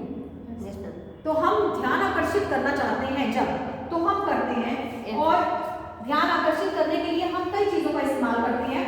ब्लैक ड्रेस पे वाइट कॉलर या कफ्स, इसका इस्तेमाल कर सकते हैं, है ना। कोई हम बोज का इस्तेमाल कर सकते हैं, एम्ब्रॉयडरीज का इस्तेमाल कर सकते हैं, हम क्या क्या कर सकते हैं, grouping of design rules, group कर देते हैं डिजाइन की सारी चीज़ों को। जैसे मैंने एम्ब्रॉयडरी करनी है, मैंने ग्रुप कर दी, पूरी एम्ब्रॉयडरी में गले पर ले आई, सारे फूल मैंने गले पर ही बना दिए, तो मैंने ग्रुपिंग कर दी, राइट।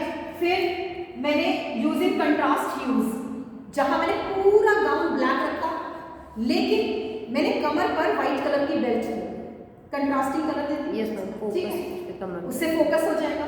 फिर लीडिंग लाइंस, ऐसी लाइंस जो एक तरफ आपको लीड कर रही है, जैसे मान लीजिए मैं ऐसी ड्रेस बनाती हूँ,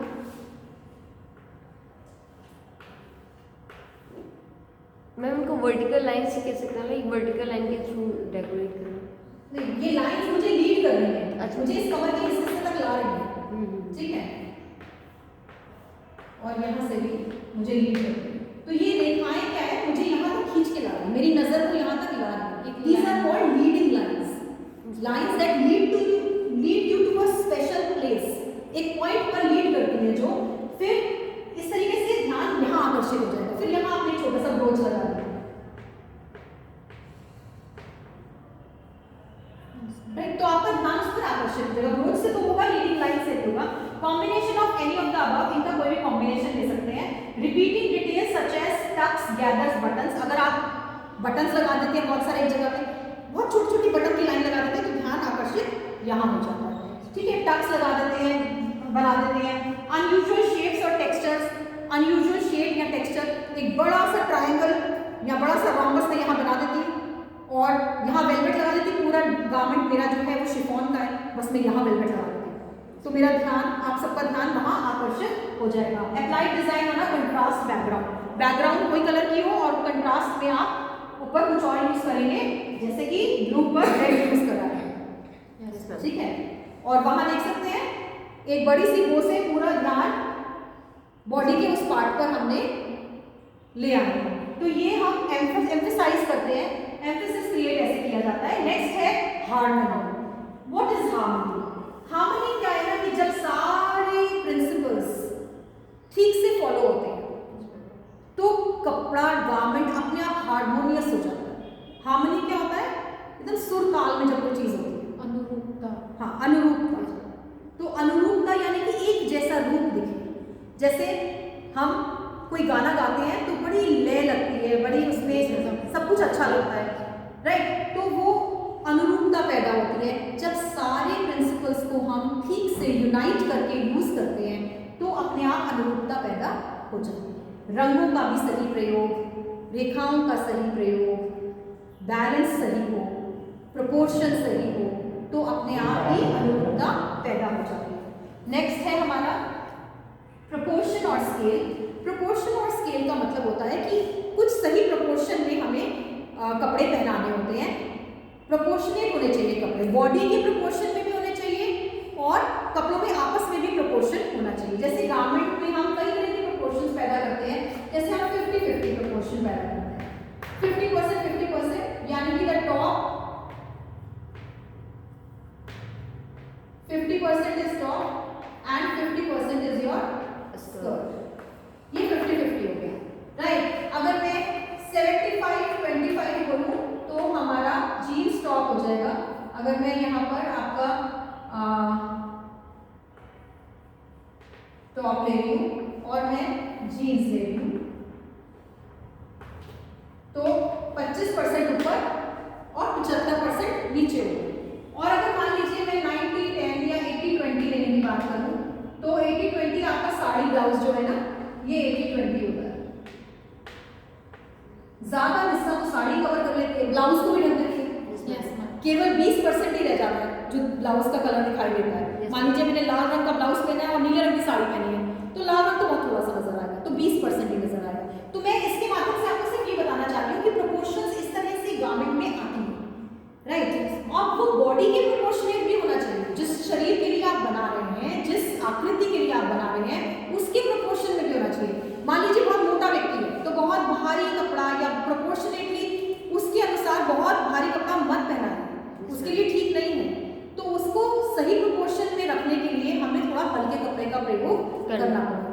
तो टेक्सचर्स जो है वो प्रोपोर्शन में होने चाहिए। चाहिए, लाइंस प्रोपोर्शन में होने चाहिए, कलर्स प्रोपोर्शन में होने चाहिए, गारमेंट के पीसेस प्रोपोर्शन में होने चाहिए, प्रिंट्स प्रोपोर्शन में होने चाहिए, बटन्स प्रोपोर्शन में होने चाहिए। हर चीज़ एक सही स्केल पर ही अच्छी लगती है और उसका ध्यान रखा जाना चाहिए। आपको मैंने कुछ प्रोपोर्शंस यहाँ दिखाने की कोशिश की है। देखिए वहाँ पर मैंने आपको दिखाया, ये जो लास्ट वहाँ से स्टार्ट करें तो करीब करीब 25-75% का प्रोपोर्शन दिखाई दे रहा है। फिर उसके बाद है जो आपको 60 और 40% का प्रोपोर्शन दिखाई दे रहा होगा।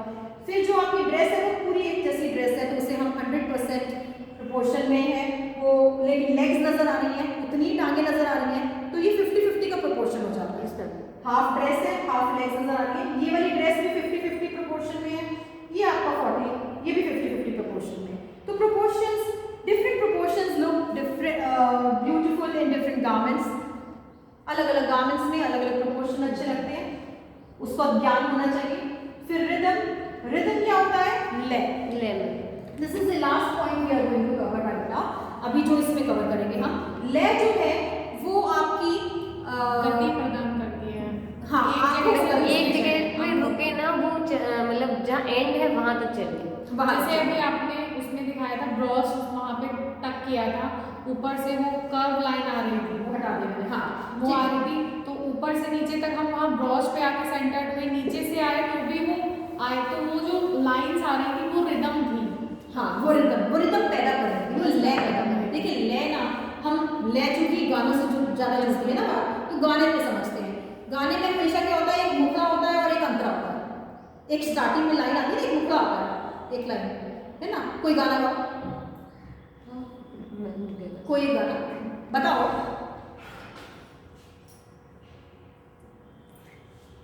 बेटा बंद कर।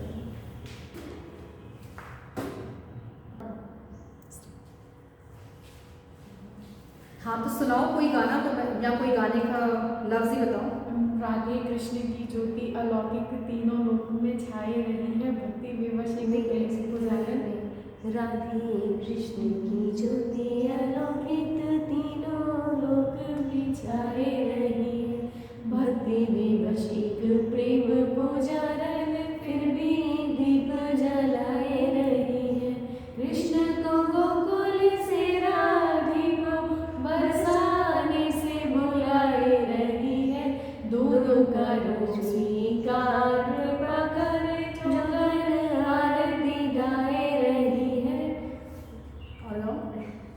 दोनों करो स्वीकार कृपा कर जुगल आरती गाए रही है, भोर भये ते साँझ ढले तक सेवा को नित नेम हमारा, वो स्नान करावे वो वस्त्र ओढ़ावे वो भोग लगावे वो लागत प्यारो, कब से निहारत आपकी ओर कि आप हमारे ओर निहारो, राधे कृष्ण हमारे धाम को जाने वृंदावन धाम पधारो। फिर मुखड़ा फिर से आएगा।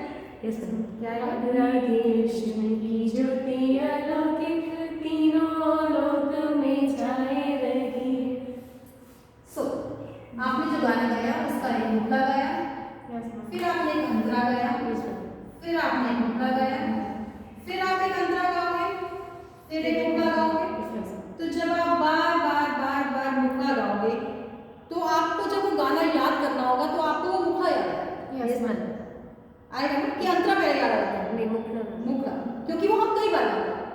एक अंतरा गाया वो एक ही बार गाया, फिर दूसरा अंतरा गाया वो एक ही बार गाया, लेकिन मुखड़ा हमने कई बार गाया। तो जो हम मुखड़े कई बार गाते हैं तो हम रिपीट करते हैं। जब हम रिपीट करते हैं तो वो रिदम पैदा करता है, वो लय पैदा करता है। किसी भी सॉन्ग में अगर लय पैदा हो सकती है तो किसी भी कला में लय पैदा हो सकती है। राइट। हम डिजाइनिंग में भी लय पैदा करते हैं और हम रेपिटेशन से लय पैदा करते हैं और रिपीट करके। और भी मेथड्स हैं, मैं आपको बताती हूँ, डायग्रामेटिकली ज़्यादा जल्दी समझ में आता है, वैसे समझाने की कोशिश करती हूँ। रिदम हम जो मैंने आपको बताया पहले रेपिटेशन से, रेपिटेशन से रिदम पैदा होती है, रेडिएशन से रिदम पैदा होती है। अभी अभी आपने मुझसे कहा था कि मैम वो जो आपने ऐसे करके लाइन बनाई थी है ना, रेखाओं द्वारा लय पैदा एक रेखाओं द्वारा लय पैदा होती है, रेपिटेशन से लय पैदा होती है, रेडिएशन से लय पैदा होती है, विकिरण द्वारा, किरणों द्वारा, किरणें, सनलाइट। हाँ मैम इस प्रकार से किरणों द्वारा नेकलाइन में बना। मैम ये कह सकते हैं रिदम का यूज हम लाइक वस्त्र में जो कुछ कमियां होती हैं उनको छुपाने के लिए करते हैं, लाइक ऐसा ताकि कुछ एक जगह नजर ना टिके। नहीं, कमी हम रखेंगे क्यों? हम गारमेंट बनाने से पहले कमी रख देंगे इसमें?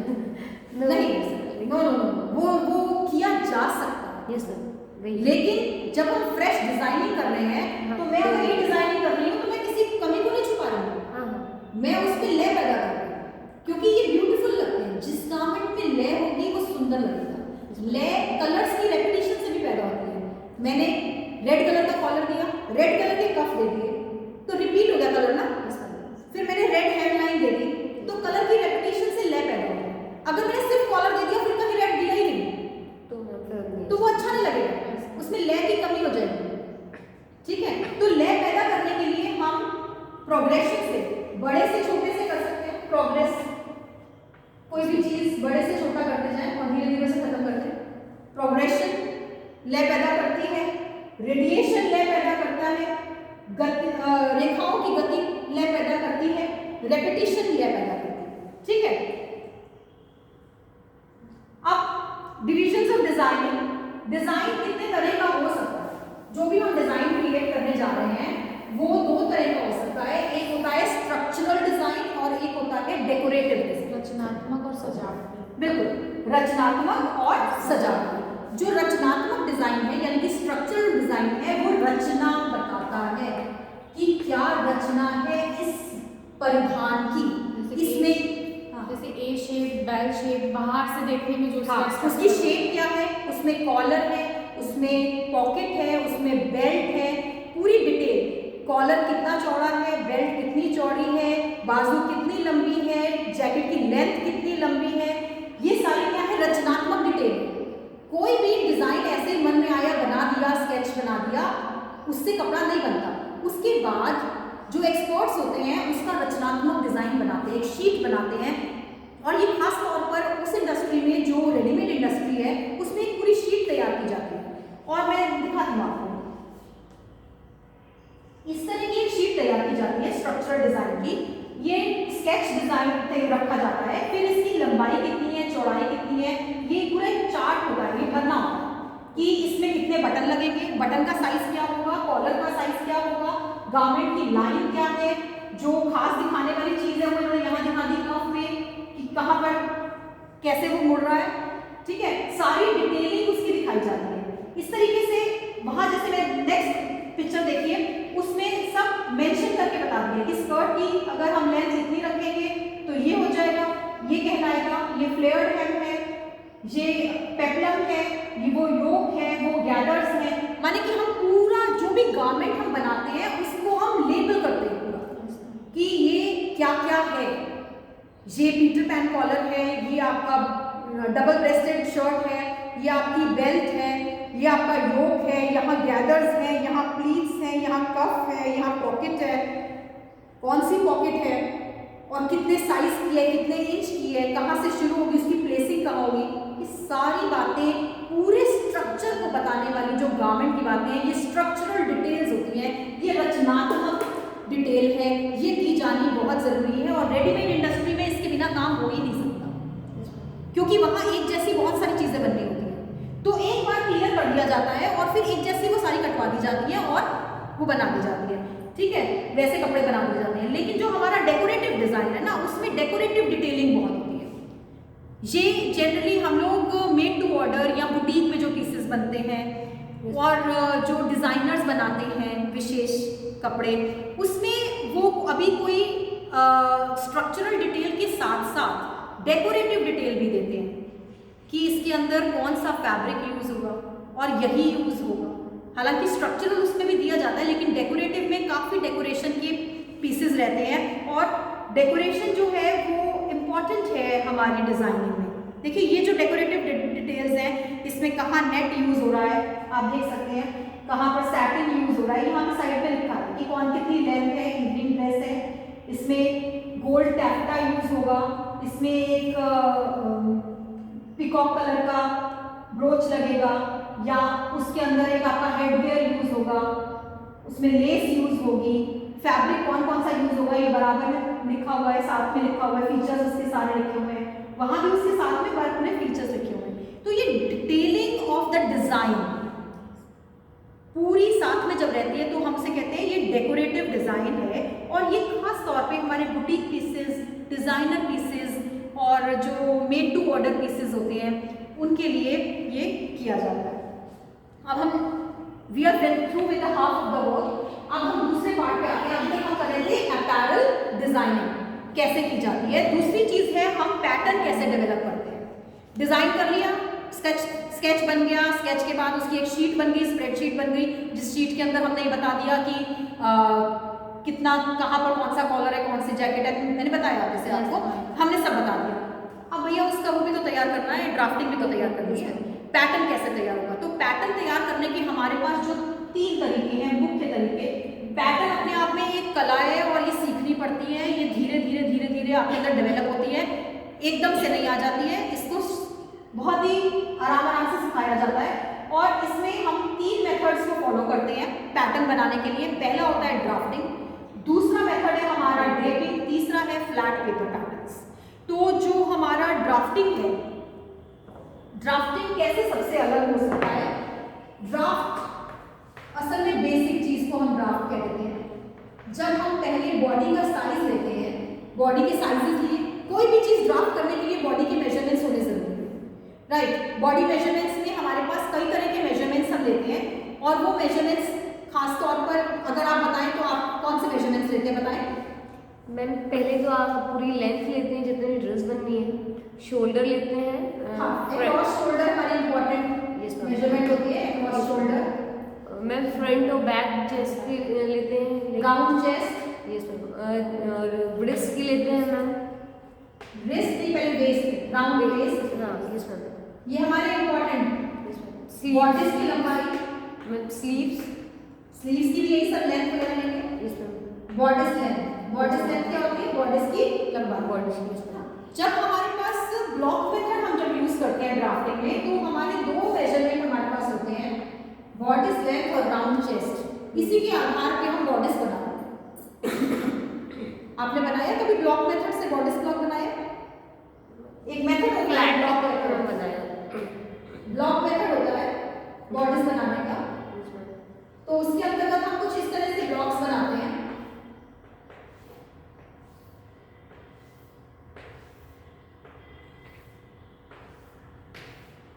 और फिर इन ब्लॉक्स के अंदर ये नेकलाइन हो गई, इधर भी कुछ इस तरह से करके मैं पेपर में बनाया है, बट पेपर पे बनाया है, पेपर पे बनाया है। तो इसमें हमें कौन से 2 नाप चाहिए होते हैं, राउंड चेस्ट और बॉडीज लेंथ। तो हमारे पास जो ड्राफ्ट करने के लिए, ड्राफ्ट क्या होता है, जो हमने नाप लिया है उसे कागज पर उतारना, एक टेम्पलेट बनाना, एक खाका बनाना, जिस खाके का प्रयोग करके हम कपड़ा काटेंगे, ठीक है। ये जनरली हम खाकी कागज पे बनाते हैं या ब्राउन पेपर पे बनाते हैं। वो पेपर ऐसा होना चाहिए जो बहुत चिकना ना हो और बहुत खुरदरा ना हो। इसमें बनाया है, एमए में बनाया था मैंने ब्राउन पेपर पे, ब्राउन पेपर, ब्लाउज का, कुर्ते का, पेटीकोट का, पहले बॉडीज बनाते हैं, बाद में उसे परिवर्तित करते हैं कुर्ते के लिए बनाया था।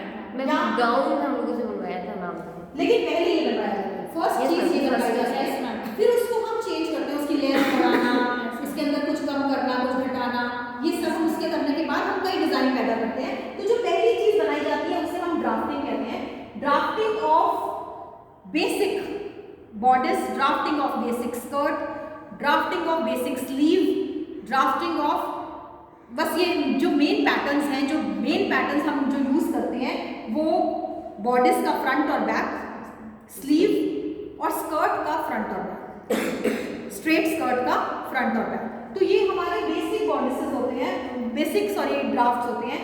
लेकिन ड्राफ्टिंग करने से पहले कुछ टर्मिनोलॉजी हमें आनी बहुत जरूरी है, जो आप लोगों को पता होनी चाहिए कि ये यूज होगी जब हम ड्राफ्टिंग करेंगे। पहली चीज ग्रेन। ग्रेन क्या होता है? What is grain? बताएं।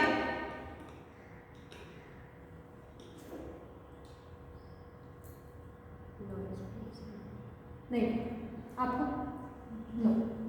मैंने पढ़ा है पर लेकिन मुझे रिकॉल नहीं होता। ग्रेन जो होती है वो हमारी डायरेक्शन है, ठीक है, वॉक्स और वेफ्ट, डायरेक्शन ऑफ वॉक्स एंड वेफ्ट। मैं इसको बोलती हूँ हिंदी में ताना और बाना। ताना बाना की डायरेक्शन है ये, ठीक है। जब ताने की डायरेक्शन में चीज होगी तो हम उसे कहेंगे स्ट्रेट ग्रेन,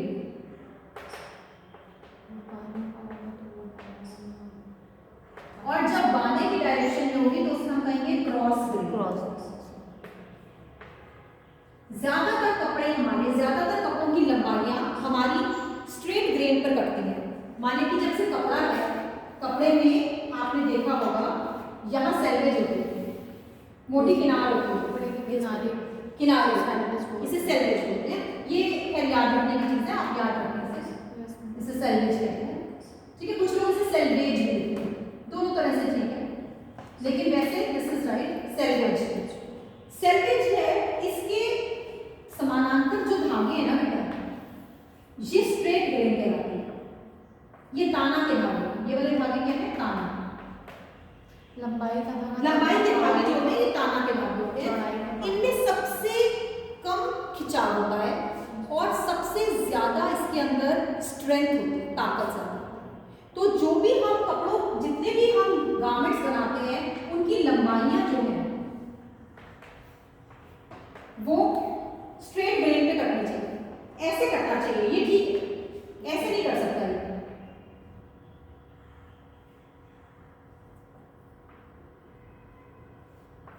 ऐसे कटेगा तो ये गलत हो। लंबाइयां जितनी भी हमारे कपड़ों की लंबाइयां हैं वो स्ट्रेट ग्रेन पे कटनी चाहिए, वो क्रॉस ग्रेन पे नहीं कटनी चाहिए, ठीक है। इससे गारमेंट में स्ट्रेंथ रहती है, गारमेंट फटता नहीं है और स्ट्रॉन्ग बना रहता है, और उसकी डिशेप नहीं होती, वो शेप नहीं बिगड़ती उसकी।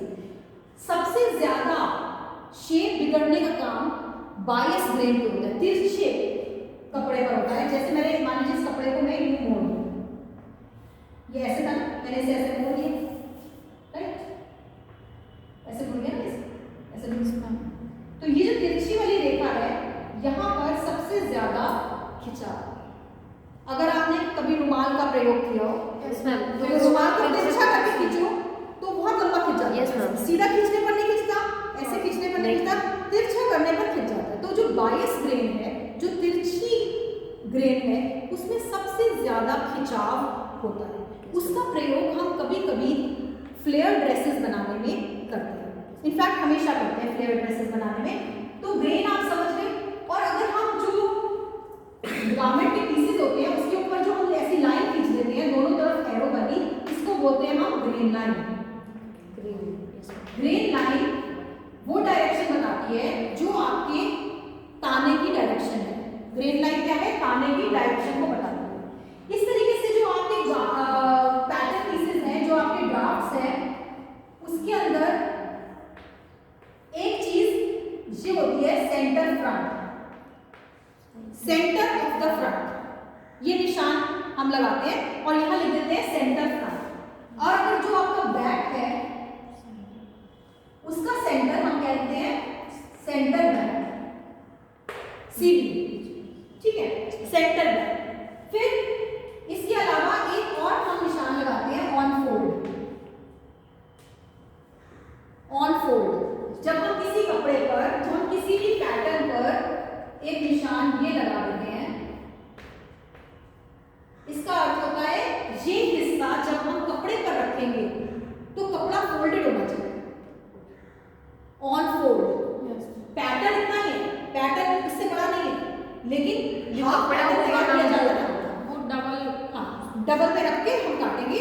हाफ पैटर्न तैयार किया जाता है, फुल पैटर्न नहीं तैयार किया जाता। जो ड्राफ्टिंग है वो हाफ तैयार की जाती है और कपड़े पर हम यहाँ इंस्ट्रक्शंस के लिए लिख देते हैं कि ये हिस्सा डबल रखना है।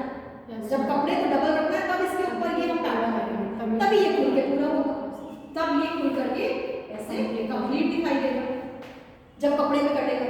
तो इस निशान को हम क्या कहते हैं? इस निशान को हम कहते हैं ऑन फोल्ड या फोल्ड लाइन दिखाने का तरीका है। इसी तरीके से नॉचेस होते हैं। नॉचेस जो होते हैं वो क्या है कि ऐसे करके तिकोने निशान लगे होते हैं, इसमें भी लगे होंगे और आपकी स्लीव में भी लगे होंगे, स्लीव में भी लगे होंगे। ये बैलेंस मार्क्स होते हैं। जब हम सिलाई कर रहे होते हैं तो कपड़े पर हमने जो ड्राफ्टिंग में यहाँ ट्रायंगल बनाया है और जो यहाँ ट्रायंगल बनाया है, सिलते समय ये दोनों ट्रायंगल मैच करेंगे, तभी गारमेंट ठीक सेट मैम, ताकि खिंचाव ना हो पहले। हाँ, पता चले आप यहाँ पे, क्योंकि ये तो बायस हो गया ना, ये तो तिरछी हो गई चीज, Yes, ma'am. ये खींचेगी, आप बाजू लगाते समय खींचने चलेंगे, ये नॉच निकल के यहाँ आ गया और यहाँ पे कपड़ा बढ़ गया सिलते समय। तो ऐसा ना हो इसलिए नॉचेस दिए जाते हैं, जिन्हें हम बैलेंस मार्क्स या नॉचेस भी कहते हैं। ट्रायंगुलर निशान होते हैं और ये भी आपको टर्मिनोलॉजी में आना जरूरी है ड्राफ्टिंग सीखते समय। फिर ड्राफ्टिंग करने के हमारे पास कई तरीके, मतलब तरीकों की कोई लिमिट नहीं, लेकिन हम जो मुख्य तरीके इस्तेमाल करते हैं वो होते हैं मैनिपुलेटिंग डार्ट्स और स्लैश एंड स्प्रेड मेथड। दो मेथड्स हैं हमारे पास। जो भी बेसिक बॉडिस होता है, विमेन का बॉडिस हम बात करेंगे, क्योंकि स्त्रियों में ज्यादा कॉन्टूर्स है, ज्यादा बॉडी में शेप है, बस्ट की वजह से हम उनका जो बेसिक बॉडिस ब्लॉक बनाते हैं, वो बॉडिस ब्लॉक में हमारे पास डार्ट्स होते हैं। ऐसा डार्ट होता है ना, जब हम इसे सिल देते हैं तो ये कपड़ा थोड़ा तिकोना हो जाता है और that fits in well with the bust of a woman, है ना, वो उसको अच्छा सा फिट करता है। अब हमें ये बड़ा ही स्टैंडर्ड तरीका है कि हम डार्ट्स बनाएं, जो हमारे इंडियन ब्लाउजेस में भी रहता है। एक यहाँ डार्ट होता है, यहाँ डार्ट होता है, यहाँ डार्ट होता है, यहाँ डार्ट होता है, तब जाके तो ब्लाउज बनता है। ठीक है, and it looks so bad. अगर मेरी ड्रेस में हो तो हम कभी पहन के ना निकले, ऐसे बहुत खराब लगेगा। ब्लाउज में तो कवर हो जाता है तो हम ठीक से पहन लेते हैं। लेकिन आजकल आप देखिए बहुत स्मार्ट ब्लाउजेस बनने लगे हैं। बहुत टाइप के होते हैं। अब डार्ट्स ही नहीं बनते हैं, डार्ट्स की जगह पर क्या आ जाता है, प्रिंसेस सीम आ जाती है। तो ये जो हम प्रिंसेस सीम है, ये डार्ट्स की सारी उसको मैनेज करते हुए हम एक लाइन में ले आए। डार्ट्स को मैनेज करते हुए हम एक लाइन में ले आए, तो इसे हम कहते हैं डार्ट मैनिपुलेशन। केवल हम प्रिंसेस सीम में नहीं लेकर के आते, बहुत सारे और तरीके हैं जिनमें हम कन्वर्ट कर सकते हैं इसको, डार्ट को। तो एक ये तरीका है जिसमें हम जनरली डार्ट्स मैनिपुलेट करते हैं, डार्ट मैनिपुलेशन में। और जहां पर हमें घेर लाना होता है वहां हम slash and spread method use करते हैं। जैसे मान लीजिए मेरे पास एक स्लिम स्कर्ट है ना, स्लिम स्कर्ट का ड्राफ्ट कुछ इस तरह से उतरता है। ये आपका सेंटर फ्रंट है और ऑन फोल्ड है, ये आपके दो डार्ट है और ये आपकी स्कर्ट है, ठीक है। तो ये ग्रेन लाइन है। अब इसमें मैं चाहती हूँ कि मुझे स्कर्ट ऐसी बनानी है।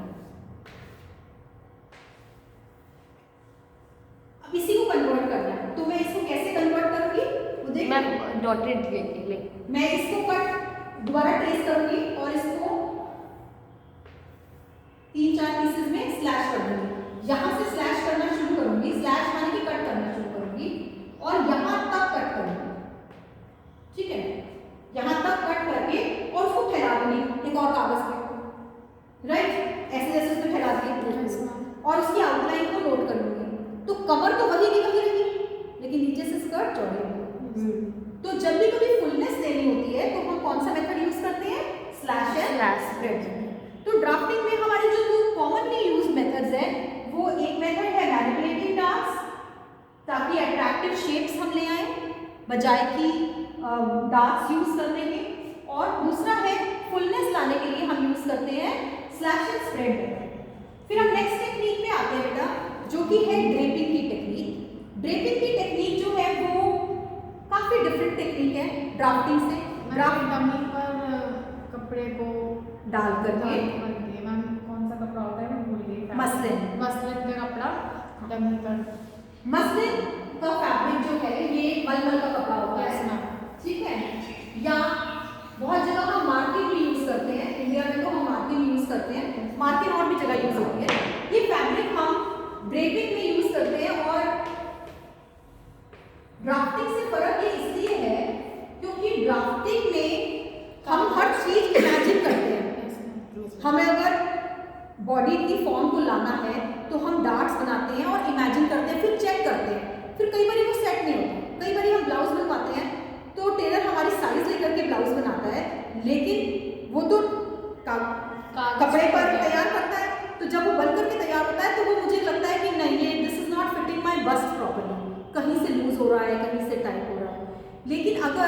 आपकी बॉडी के ऊपर ही कपड़े को रख करके निशान लगा लिया जाता है और फिर उसे सिल दिया जाता है, तो सबसे आसान हो जाता है।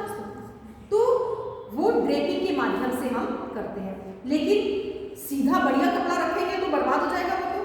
तो हम पहले क्या करते हैं कि हम एक मसलिन फैब्रिक लेकर के या मार्किंग लेकर के जो भी डिजाइन बनाना होता है हम पूरा मैनिक्विन पर ड्रेस फॉर्म पर हम ड्रेस फॉर्म लगा के उस पर टक करते हैं और तब ड्रेपिंग होती है। व्हाटएवर डिजाइन यू वांट, जो भी आपकी मन में डिजाइन आ रहा है। ड्रेपिंग होते हुए मैंने देखी है एक बुटीक में, मतलब मेरा होम टाउन है, वहाँ मेरे घर के पास में एक बुटीक है, वो ड्रेपिंग करके ही गारमेंट्स बनाता है। Yes ma'am. तो जितने भी बेटा डिजाइनर गारमेंट्स बनते हैं जिसमें डिटेलिंग बहुत ज्यादा होती है, वो ड्राफ्टिंग से पॉसिबल नहीं है।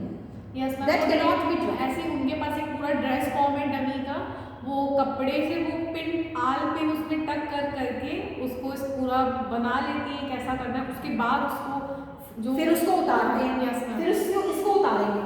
अब इसे कागज पर मार्किंग लगाएंगे, पूरे निशान लगाएंगे। अब फिर वो कागज रख करके कपड़े पर कटेंगे, या इसी को रख करके इस कपड़े को सही कपड़े पर जिस पे आपको बनाना है, सिल्क पे बनाना है या सैटिन पे बनाना है, उसके ऊपर रख के कटिंग की जाएगी और फिर वो आपका कपड़ा सिला जाएगा। तो ये एक महंगी टेक्निक है। Yes ma'am. हर व्यक्ति के लिए, जैसे एक ड्राफ्ट मैंने बना दिया, अब वो तो आराम से के साइजेस भी अलग अलग होने अवेलेबल चाहिए, मोटा पतला छोटा लंबा। ड्रेस फॉर्म्स आते हैं भैया, यस मैम। हर साइज के ड्रेस फॉर्म्स आते हैं। साइज 8 का ड्रेस फॉर्म अलग होता है, साइज 10 का अलग होता है, साइज 12 अलग होता है। तो जो हमारी बस्ट साइजेस है ना, जैसे हम लोग बस्ट साइज से कपड़े खरीदते हैं, जैसे हम लोग खरीदते हैं साइजेस खरीदते हो ना मार्केट में, स्मॉल साइज के कपड़े, मीडियम साइज के, लार्ज साइज के, XL, double XL, triple XL. तो हमारे पास जैसे साइजेस हैं कपड़ों में आ रहे हैं ना, वैसे हमारे पास ड्रेस फॉर्म्स भी आते हैं। उतने ही ड्रेस फॉर्म्स खरीदने पड़ते हैं जो व्यक्ति इस तरीके का कार्य करता है, जो अपना बुटीक चला रहा है और इस लेवल का बुटीक चला रहा है कि वो ड्रेपिंग करके कपड़े बना रहा है, तो उसको इतने तरह के ड्रेस फॉर्म्स भी रखने पड़ते हैं। और फिर उन ड्रेस फॉर्म्स पर आपकी बॉडी की साइज लेगा, फिर वो ड्रेस फॉर्म को थोड़ा बहुत एडजस्ट भी किया जा सकता है, एडजस्ट करेगा, सेटल करेगा। अब उसके ऊपर वो पिनिंग करके पूरा ड्राफ्ट करेगा उसको और उस ड्राफ्ट को उतारेगा कपड़े पर और फिर सिलेगा। तो this is called, this is a very expensive technique but used only by designers and for special garments, जो customized garments होते हैं उनके लिए ही यूज किया जाता है। तीसरी टेक्निक और काफी यूज होने वाली टेक्निक है flat paper pattern. Flat paper pattern की जो टेक्निक है ये पैटर्न बनाने में ड्राफ्टिंग से कैसे भिन्न है, बस हम पहले यहाँ से शुरू करेंगे। फ्लैट पेपर पैटर्न भी फ्लैट टेक्निक है और ड्राफ्टिंग भी हमारी फ्लैट टेक्निक थी, वो भी 2 डायमेंशनल टेक्निक थी और ये भी 2 डायमेंशनल टेक्निक है। लेकिन जो हमारी ड्रेपिंग थी वो हमारी 3 डायमेंशनल टेक्निक हो गई थी, उसमें पूरी बॉडी का फॉर्म लिया हमने। लेकिन ये तो वो भी हम कागज पे कर रहे थे, ड्राफ्टिंग भी, और हम फ्लैट पेपर पैटर्न भी कागज पे कर रहे हैं। ड्राफ्टिंग में क्या होता है कि बिल्कुल बेसिक चीजें ही बन पाती हैं और पैटर्न में उससे वेराइटीज तैयार जब की जाती है तो पैटर्न से बनते हैं। ठीक है, तो मैंने आपको बेसिक ड्राफ्ट बताए थे।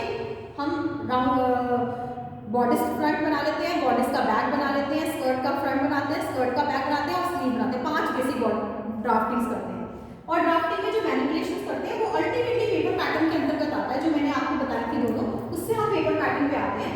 ये 2 डायमेंशनल टेक्निक है, लेकिन ड्राफ्टिंग में सीम अलाउंस बिल्कुल नहीं जुड़ा होता, सीम अलाउंस नहीं होता, सिलाई के लिए कोई जगह नहीं होती। लेकिन जब हम पैटर्न बनाते हैं तो हम 2 निशान लगाते हैं, एक सिलाई के लिए निशान और एक कटिंग के लिए निशान। कपड़ा काटेंगे यहाँ और सिलेंगे। कटिंग वाली लाइन पूरी सीधी होती है और वो डॉट डॉट वाली सिलाई वाली लाइन जो है वो डॉटेड आती है। तो ये आप थोड़ा बहुत जानते भी हैं। और फ्लैट पैटर्न मेकिंग जो मेथड है ये काफ़ी वाइडली यूज्ड है रेडी टू वेयर कपड़ों में, और मार्केट पूरी जो हमारी रेडीमेड गारमेंट की मार्केट चलती है उसमें तो फ्लैट पेपर पैटर्न के माध्यम से ही पैटर्न्स बनते हैं और कटते हैं और बहुत लार्ज नंबर पे प्रोडक्शन किया जाता है। अब हम आते हैं types of patterns on paper, कितने तरह के पैटर्न होते हैं। ठीक है, अभी तक आप सिर्फ पेपर पैटर्न शायद जानते थे, ये जानते थे कि नहीं जानते थे, ये आप बताएंगे कि आप नहीं जानते थे। ठीक है, अब जो ये आपके types of patterns on paper है, ये स्टैंडर्डाइज पैटर्न होता है एक इंडिविजुअल पैटर्न होता है, एक ब्लॉक पेपर पैटर्न होता है, एक ग्रेडेड पेपर पैटर्न होता है और एक कमर्शियल पेपर पैटर्न होता है। Will go one by one, ठीक है। पहला है standardized. Standardized paper pattern is prepared using standard body measurements. ये स्टैंडर्ड बॉडी मेजरमेंट्स से किया जाता है। जैसे आपको पता है कि मालूम होगा शायद आपको कि स्टैंडर्ड बॉडी मेजरमेंट्स का एक चार्ट आता है। स्टैंडर्ड बॉडी मेजरमेंट्स का चार्ट आता है, उसमें लिखा रहता है कि आपका एज ग्रुप ये है। जैसे यहाँ एज लिखी है 2 साल 2 इयर्स, उसका राउंड चेस्ट क्या होगा 55 सेंटीमीटर, उसका बॉडी की लंबाई क्या होगी। मतलब आपको 2 साल के बच्चे का नाप लेने के लिए दौड़ने की बिल्कुल जरूरत नहीं है, आपको हम उसके सारे नाप देंगे। उसका स्लीव का नाप देंगे, उसका कंधे का नाप देंगे, उसकी लेंथ का नाप देंगे। एक चार्ट के माध्यम से हम उसको पूरा आपको डिफाइन करेंगे क्या एज है बच्चे की, उसका क्या राउंड चेस्ट होगा, क्या बॉडी लेंथ होगा। ऐसे ही 3 साल के बच्चे की, ऐसे ही 4 साल के बच्चे की, ऐसे 5 साल के बच्चे की, मैं पूरी डिटेल आपको दूंगी। ये चार्ट होगा, हमारे पास चार्ट, ये स्टैंडर्ड होते हैं। ये जनरली उस एज के बच्चे को फिट हो जाता है। अगर बच्चा उस साधारण बच्चों से अलग होगा तो नहीं फिट होगा, पर साधारणतः उस एज ग्रुप के बच्चों को फिट हो जाता है, ठीक है। तो ये हमारे पास स्टैंडर्ड मेजरमेंट्स केवल बच्चों के नहीं, मेन के, विमेन के, सबके होते हैं। हमारे पास स्टैंडर्ड मेजरमेंट के आधार पर ही आपने देखा होगा कि मार्केट में ML साइज मिलते हैं। कभी कभी हम उस पर फिट नहीं हो पाते, ये दिक्कत हो जाती है कि L हमें बड़ा पड़ता है और M हमें छोटा पड़ता है, तो हम कहीं बीच में बैठे हैं, राइट। हमारे साइजेस स्टैंडर्ड मेजरमेंट के अकॉर्डिंग सेट नहीं होंगे, या हम थोड़े से बेडोल है, हमारा पेट निकला हुआ है, ठीक है, या हमारी बाजुएं बहुत भारी है, या हमारी गर्दन बहुत भारी है, तब हम उसके अंदर सेट नहीं होते। तो जिनके स्पेशल बॉडी फीचर्स होते हैं उनके लिए थोड़ी मुश्किल है, लेकिन जो नॉर्मल बॉडी ग्रोथ और नॉर्मल बॉडी फीचर्स हैं जिनके सेट है, वो जो ज़्यादा जनसंख्या के अनुरूप मीडियम में आएंगे उनको मीडियम साइज के कपड़े फिट होंगे। तो स्टैंडर्ड बॉडी मेजरमेंट्स के अनुसार जब भी कपड़े बनाए जाते हैं तो हम उन्हें स्टैंडर्डाइज्ड पेपर पैटर्न कहते हैं। और ये जनरली हम स्टैंडर्ड मेजरमेंट्स का इस्तेमाल कहाँ करवाते हैं, जब हम आप लोगों को सिखाते हैं, स्टूडेंट्स को सिखाते हैं। तो हम कहते हैं कि अब नाप लेने को दौड़ने की जरूरत नहीं, नाप लेने का भी तरीका बच्चों को नहीं आता होता, तो हम स्टैंडर्ड मेजरमेंट देकर के ड्राफ्ट बनाते हैं और पैटर्न बनवाते हैं। तो हम जनरली इसका इस्तेमाल कहाँ होता है, टेलरिंग स्कूल में या ट्रेनिंग देते समय, ठीक है, जब हम बच्चों को ट्रेन कर रहे हैं। फिर इंडिविजुअल पेपर पैटर्न। अब मेरा साइज काफी डिफरेंट है, मैं टेलर के पास जाती हूँ, मैं बोलती हूँ मेरा साइज लो, मेरे अनुसार बनाओ। वो बोलता नहीं आप जाइए, आपका तो L साइज है, मैं L बना दूँगा। लेकिन नहीं, आप मेरा ही साइज लीजिए, क्योंकि L और मेरे में कुछ कुछ अंतर है, राइट। मैंने बताया ना, उसका मेरा पेट निकला हुआ हो, उसका मेरी बाजुएं भारी हो, उसका मेरी गर्दन भारी हो, तो अब वो टेलर मेरा ही नाप लेगा। जब वो मेरे लिए कपड़े बनाएगा तो मुझे सबसे सुंदर आएगा। तो ये क्या हो गया, स्पेशल साइजेस लेकर के जब हम कपड़े तैयार करते हैं तो इंडिविजुअल पेपर पैटर्न पहले बनाते हैं, फिर कपड़े तैयार करते हैं। फिर हम नेक्स्ट है ब्लॉक पेपर पैटर्न। ये ब्लॉक पेपर पैटर्न्स जो होते हैं, ये क्या होते हैं, बड़े गत्ते के ऊपर काटे हुए ब्लॉक्स होते हैं। है तो पेपर पैटर्न है, लेकिन गत्ते के ऊपर काटे हुए ब्लॉक्स होते हैं। ये जनरली गारमेंट इंडस्ट्री में यूज होते हैं, रेडीमेड इंडस्ट्री में। तो जैसे शर्ट्स कटनी है, किसी से S साइज है, L साइज है, M साइज, सबके गत्ते पे पेपर पैटर्न जो है कट होते हैं, उसी साइज के अकॉर्डिंग फैक्ट्री में गारमेंट है, बहुत इकट्ठे पाइल अप कर दिया जाता है बहुत सारे कपड़ों को, जैसे ऐसे तय लगा दी जाती है कपड़ों की, उसके ऊपर एक पैटर्न रखा। अब एक मशीन होती है, वो मशीन उसे कट करती है और फिर ये बांट दिया जाता है जो सिलने वाले लोग हैं उनको किसी में, राइट। तो ये ब्लॉक पेपर पैटर्न्स हैं और ये गत्ते पर तैयार किए जाते हैं। कभी कभी कुछ प्लास्टिक मटेरियल्स भी हैं जिस पर ये तैयार किए जाते हैं। फिर हम आते हैं ग्रेडेड पेपर पैटर्न। ये इस तरीके के पेपर पैटर्न शायद आपने नहीं देखोगे। आज के दूर मुझे लेकर के आना था, मेरे पास ये ग्रेडेड पेपर पैटर्न पड़ा था, लेकिन मैं लाई नहीं। ग्रेडेड पेपर पैटर्न क्या होता है, पेपर पैटर्न तैयार किया जाता है, उसमें कई लाइनें आपको दिखाई दे रही है, इस साइड की कई लाइनें हैं, कई डार्क दिखाई दे रहे हैं। तो ये तो बड़ा कंफ्यूजन सा लग रहा है, लेकिन हर लाइन जो है वो अलग रंग में होती है। जैसे एक लाइन नीले रंग में है, एक काले रंग में है, एक हरे रंग में है, एक पीले रंग में है। और काले रंग की लाइनें हो सकता है केवल स्मॉल साइज के लिए, हम अलग अलग साइज के अकॉर्डिंग एक ही पेपर पे बने। हाँ, एक ही पेपर पर हमने तैयार कर दिया। एक लाइन आपको स्मॉल साइज बता रही है, दूसरी M बता रही है, तीसरी आपकी L बता रही है, फिर XL बता रही है। तो आपको अगर आप ये पेपर पैटर्न खरीद लाते हैं कहीं से, ये घर मिल जाते हैं कमर्शियल पेपर पैटर्न में, पहले ग्रेडेड बता दिया, इसमें सभी दिखा दिए जाते हैं और इसमें सब कुछ लिखा रहता है। फिर नेक्स्ट है हमारा commercial paper pattern. Commercial paper pattern में ये पेपर पैटर्न्स पतले कागज पर होते हैं और इससे पहले वाले ग्रेडेड भी पतले कागज पर भी होते हैं क्योंकि उन्हें काटा जा सके ताकि अपने हिसाब से ट्रेस किया जाता है। ट्रेसिंग पेपर पे होते हैं, इवन ये भी ट्रेसिंग पेपर पे होते हैं कमर्शियल पेपर पैटर्न। इसमें क्या होता है कि जो भी आप खरीदने जाते हैं ना जब, तो मार्केट में जैसे हमारे यहाँ पर स्टोर्स में दाल चावल सब्जी रोटी मिलती, सब्जी बड़ा मिलती है मार्केट में, स्टोर्स में बना रहता है ना, बॉर्नवीटा पड़ा है, यहाँ शैम्पू पड़े हैं, ऐसे ही इंडिया में तो आपको नहीं दिखेंगे लेकिन अब्रॉड आपको पेपर पैटर्न मिलते हैं, उन्हें हम कमर्शियल पेपर पैटर्न बोलते हैं। उस पेपर पैटर्न का एक एनवेलप होता है, उस एनवेलप के ऊपर एक डिजाइन बना हुआ है, एक बच्चे की फ्रॉक बनी है मान लीजिए, ठीक है, और ऐसे करके, और मुझे अच्छी लग रही है और मैं सोचती हूँ मैं अपने बच्चे के लिए बनाऊंगी, और मेरा बच्चा जो है 5 साल का है तो उसके ऊपर लिखा है कि एज 5 years, ठीक है, और मुझे अच्छा लगा, मैं पेपर पैटर्न खरीद के खड़ी हुई। अब मैं खोलती हूँ अंदर, मुझे कई उसमें चीजें मिलती हैं, उसमें फ्रंट मिलता है, बैक मिलता है, फ्रिल्स का ड्राफ्ट मिलता है, लेंथ मिलती है, साथ में लिखा हुआ है कि इतना कपड़ा खरीदिए, 4 मीटर ये कपड़ा खरीदिए, 2 मीटर ये कपड़ा खरीदिए, 4 मीटर आपको सैटिन खरीदना है, 2 मीटर आपको लेस खरीदनी है, 4 बटन खरीदने हैं, और कभी कभी इसके साथ होते हैं बटन भी होते हैं, कपड़ा भी होता है, बस साथ ही में मिल रहे होते हैं। और आप घर जाए इन पैटर्न पीसेस को रखिए, काटिए, आपको केवल मशीन चलानी आती है, आपको पैटर्न बनाना नहीं आता, आप ये ड्रेस बना लेंगे। मैम ये वाले जो पैटर्न आप बता रही जैसे एज 5 है, तो मैम ये स्पेसिफिक उसी जैसे मान लीजिए फ्रॉक बनी है या कुछ भी स्कर्ट है, कुछ भी किसी, तो वो उसी स्पेसिफिक का पैटर्न होगा, मतलब बस उसका सही बनेगा, हाँ, बस वही ड्रेस, बस ये ड्रेस बनेगी, यस उसी एज के बच्चे की वही ड्रेस। लेकिन मुझे ड्राफ्टिंग करनी नहीं आती मान लीजिए, लेकिन मुझे कपड़े सिलने का शौक है और मेरे पास पैसे नहीं है कि मैं बहुत अच्छे बुटीक से सिलवा सकूँ, लेकिन मुझे ऐसी ड्रेस पहनानी है बच्चे को, तो मैं मार्केट से ये उठा लाऊंगी क्योंकि मुझे तो ड्राफ्टिंग करनी नहीं आती, उसमें सब लिखा रहता है, पूरी इंस्ट्रक्शंस होती हैं। ये इंपॉर्टेंट है कि आप वो इंस्ट्रक्शन समझ सकें, क्योंकि कुछ कुछ इंस्ट्रक्शन सिंबल्स में होती हैं, तो आपकी नॉलेज इतनी तो होनी चाहिए कि आप उन इंस्ट्रक्शंस को समझ सकें। कैसे स्टिच करना है ये भी लिखा रहता है कि पार्ट 1 को पार्ट 2 से या पार्ट A को पार्ट B से ऐसे जोड़ें, इस सिलाई से जोड़ें, मशीन का टांका इतने पे कर दें, 3 पे कर दें या 4 पे कर दें और फिर चलाएं। तो ये सारी इंस्ट्रक्शंस आप प्रेस करें, आप बटन लगाएं, बटन लगाने का तरीका भी दिखाया होता है, पूरा लिखित रूप में पूरी डिटेल गारमेंट की दी हुई होती है, ये कहलाता है कमर्शियल पेपर पैटर्न। और ये देखिए मैंने यहाँ पे दिखाया हुआ है स्केच है, और ये स्केच के अलावा ये ड्राफ्टिंग इसमें से निकलती हैं, हर छोटी छोटी चीज की ड्राफ्टिंग, लाइनिंग की, फ्यूजिबल लाइनिंग की, सब तरह की उसमें से ड्राफ्ट्स निकलते हैं और आप आराम से अपने आप सिल सकते हैं। फिर है pattern making in today's world, ये बहुत इंपॉर्टेंट है। इतनी सारी कहानी करने के बाद मैं आपको ये बताना चाहूंगी कि आजकल बहुत आसान हो गया पैटर्न बनाना। पैटर्न बनाना क्यों आसान है? क्योंकि अब कंप्यूटर एडेड डिजाइनिंग यानी कि CAD, कंप्यूटर एडेड डिजाइनिंग की जा रही है। आपको कुछ नहीं करना है, आपको एक सॉफ्टवेयर खरीदना है।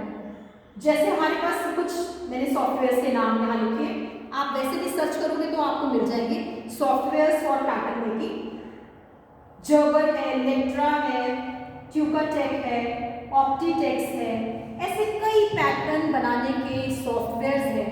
कंप्यूटर में इस सॉफ्टवेयर को डालिए, आप मेजरमेंट्स को डालिए अपनी, और आपके लिए पैटर्न बनके निकल के आएगा। आप बॉर्डर्स का पैटर्न बनाना चाहेंगे, बॉर्डर्स का निकलेगा, मतलब निकल के आएगा माने कंप्यूटर पे शो होगा।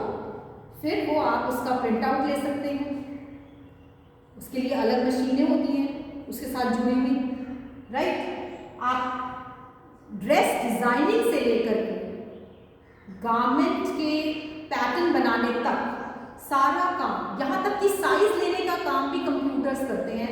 You just have to stand in a machine, वो आपको पूरा 3D आपके अराउंड को घूम करके आपकी बॉडी को स्कैन करता है, आपकी बॉडी के मेजरमेंट्स लेगा, वो नोट डाउन करेंगे, कंप्यूटर में चला जाएगा। अब वो आपके उस बॉडी मेजरमेंट्स के अकॉर्डिंग वो वो आपके लिए ड्राफ्ट तैयार करेगा, जो ड्राफ्ट आप चाहेंगे। डिजाइनिंग आप कर सकते हैं manual as well as machine, दोनों लोग मिलकर। डिजाइन तो वो नहीं तैयार करेंगे, डिजाइनिंग आप करेंगे, लेकिन उस डिजाइन के हिसाब से पैटर्न वो तैयार करके दे सकते हैं। इतने बढ़िया सॉफ्टवेयर तैयार हो गए हैं। तो ये 3D बॉडी स्कैनर होता है, मैंने आपको बताया, जो साइजेस लेने में काम में आता है। और फिर उसके बाद सॉफ्टवेयर के माध्यम से हम ऐसे पैटर्न्स बन जाते हैं जिनमें फिर कोई कमी नहीं निकलती। जब मैं खड़ी हो गई मशीन में और मेरे को 3D स्कैन कर लिया, तो उसने मेरी जो डिटेलिंग ली होगी वो किसी भी टेलर के साइज लेने से अच्छी होगी, राइट। तो पैटर्न कभी भी गलत नहीं निकलेगा। लेकिन होता क्या है कि जब मैं ये बता देती हूँ बच्चों को, तो बच्चों के पास एक क्वेश्चन होता है कि मैम जब सब कुछ कंप्यूटर कर सकता है तो फिर हमें आप ड्राफ्टिंग कर सकते हैं। Yes ma'am. Why are we learning drafting? Ma'am 3D और 2 डायमेंशनल जैसे सॉफ्टवेयर हैं मैम, ये अलग अलग मशीनें इनकी होती हैं। जैसे 3 डायमेंशनल, 3 डायमेंशनल तो साइज लेने के लिए होती है machine. 3D body scanner software जैसे सॉफ्टवेयर्स हैं, वो सॉफ्टवेयर्स आपको पूरा 3D पिक्चर दिखाएंगे। आपकी बॉडी का उसने स्कैन कर लिया, अब आपकी बॉडी दिख रही है उसमें, ठीक है। अब आपको वो तरह तरह के कपड़े पहना करके दिखाएगा। यस आप लोग आजकल ma'am hair styling Lenskart में चश्मे लगाकर दिखाते हैं आपको, यस मैम। ठीक है। लेंस कार्ड से चश्मा लिया आपने, फेस का पूरा उस पे आ जाता है और फिर लेंस कार्ड पे अलग अलग चश्मे आप लगा के अपने फेस पे देख सकते तो हैं। बिल्कुल इसी तरीके से इसमें भी होता है कि आपकी बॉडी का उसने ले लिया। अब आपकी बॉडी टाइप के अनुसार वो सजेस्ट करेगा कि कौन से गारमेंट्स आपको सूट करेंगे। यस फिर आपको पहनवा करके दिखाएगा, फिर आपको उनमें से जो अच्छा लगेगा फिर उसका पैटर्न डेवलप करेगा, और फिर पैटर्न डेवलप करके वो कंस्ट्रक्शन के लिए, स्टिचिंग के लिए डलवा देगा। समझ? It is that easy. But ये सॉफ्टवेयर डेवलप करने वाले लोग पूरी पैटर्न की डिटेल्स जानते हैं, कैसे पैटर्न्स बनते हैं, कितनी डिटेल्स इसमें डालनी पड़ती होंगी कंप्यूटर में, तब तो वो सॉफ्टवेयर तैयार होता होगा। कोई भी सॉफ्टवेयर तैयार करने के लिए नॉलेज होना तो जरूरी है। तो अगर हम आज ड्राफ्टिंग सिखाना बंद कर देंगे तो इससे अच्छे सॉफ्टवेयर फिर कभी बन नहीं पाएंगे। नॉलेज मतलब हाँ, why drafting, knowledge of drafting and pattern making is important because even for the machine to work you need to put in something, you need to give instructions to it. जब हम instructions देंगे मशीनों को तभी जब तक आप वो डिटेल्स नहीं डालेंगे, उसमें फीड नहीं करेंगे, तब तक मशीन आपके लिए पैटर्न नहीं तैयार करेगी। मैम वैसे जैसे हम गूगल पे कुछ भी डालते हैं, अगर वो इन्फॉर्मेशन गूगल पे अवेलेबल है तभी वो हमें मिल सकती है, अदरवाइज नहीं। वो अवेलेबल तो ह्यूमन माइंड ने ही की है ना, वो अवेलेबल तो किसी ने कराई है, किसी व्यक्ति ने वो डिटेल डाली है तो सारा ह्यूमन माइंड ही उसमें। वैसे ही ये सॉफ्टवेयर से अगर पैटर्न मेकिंग हमें नहीं आती तो हम मशीन कहाँ से बना लेंगे। बिल्कुल, बहुत बढ़िया। So thank you.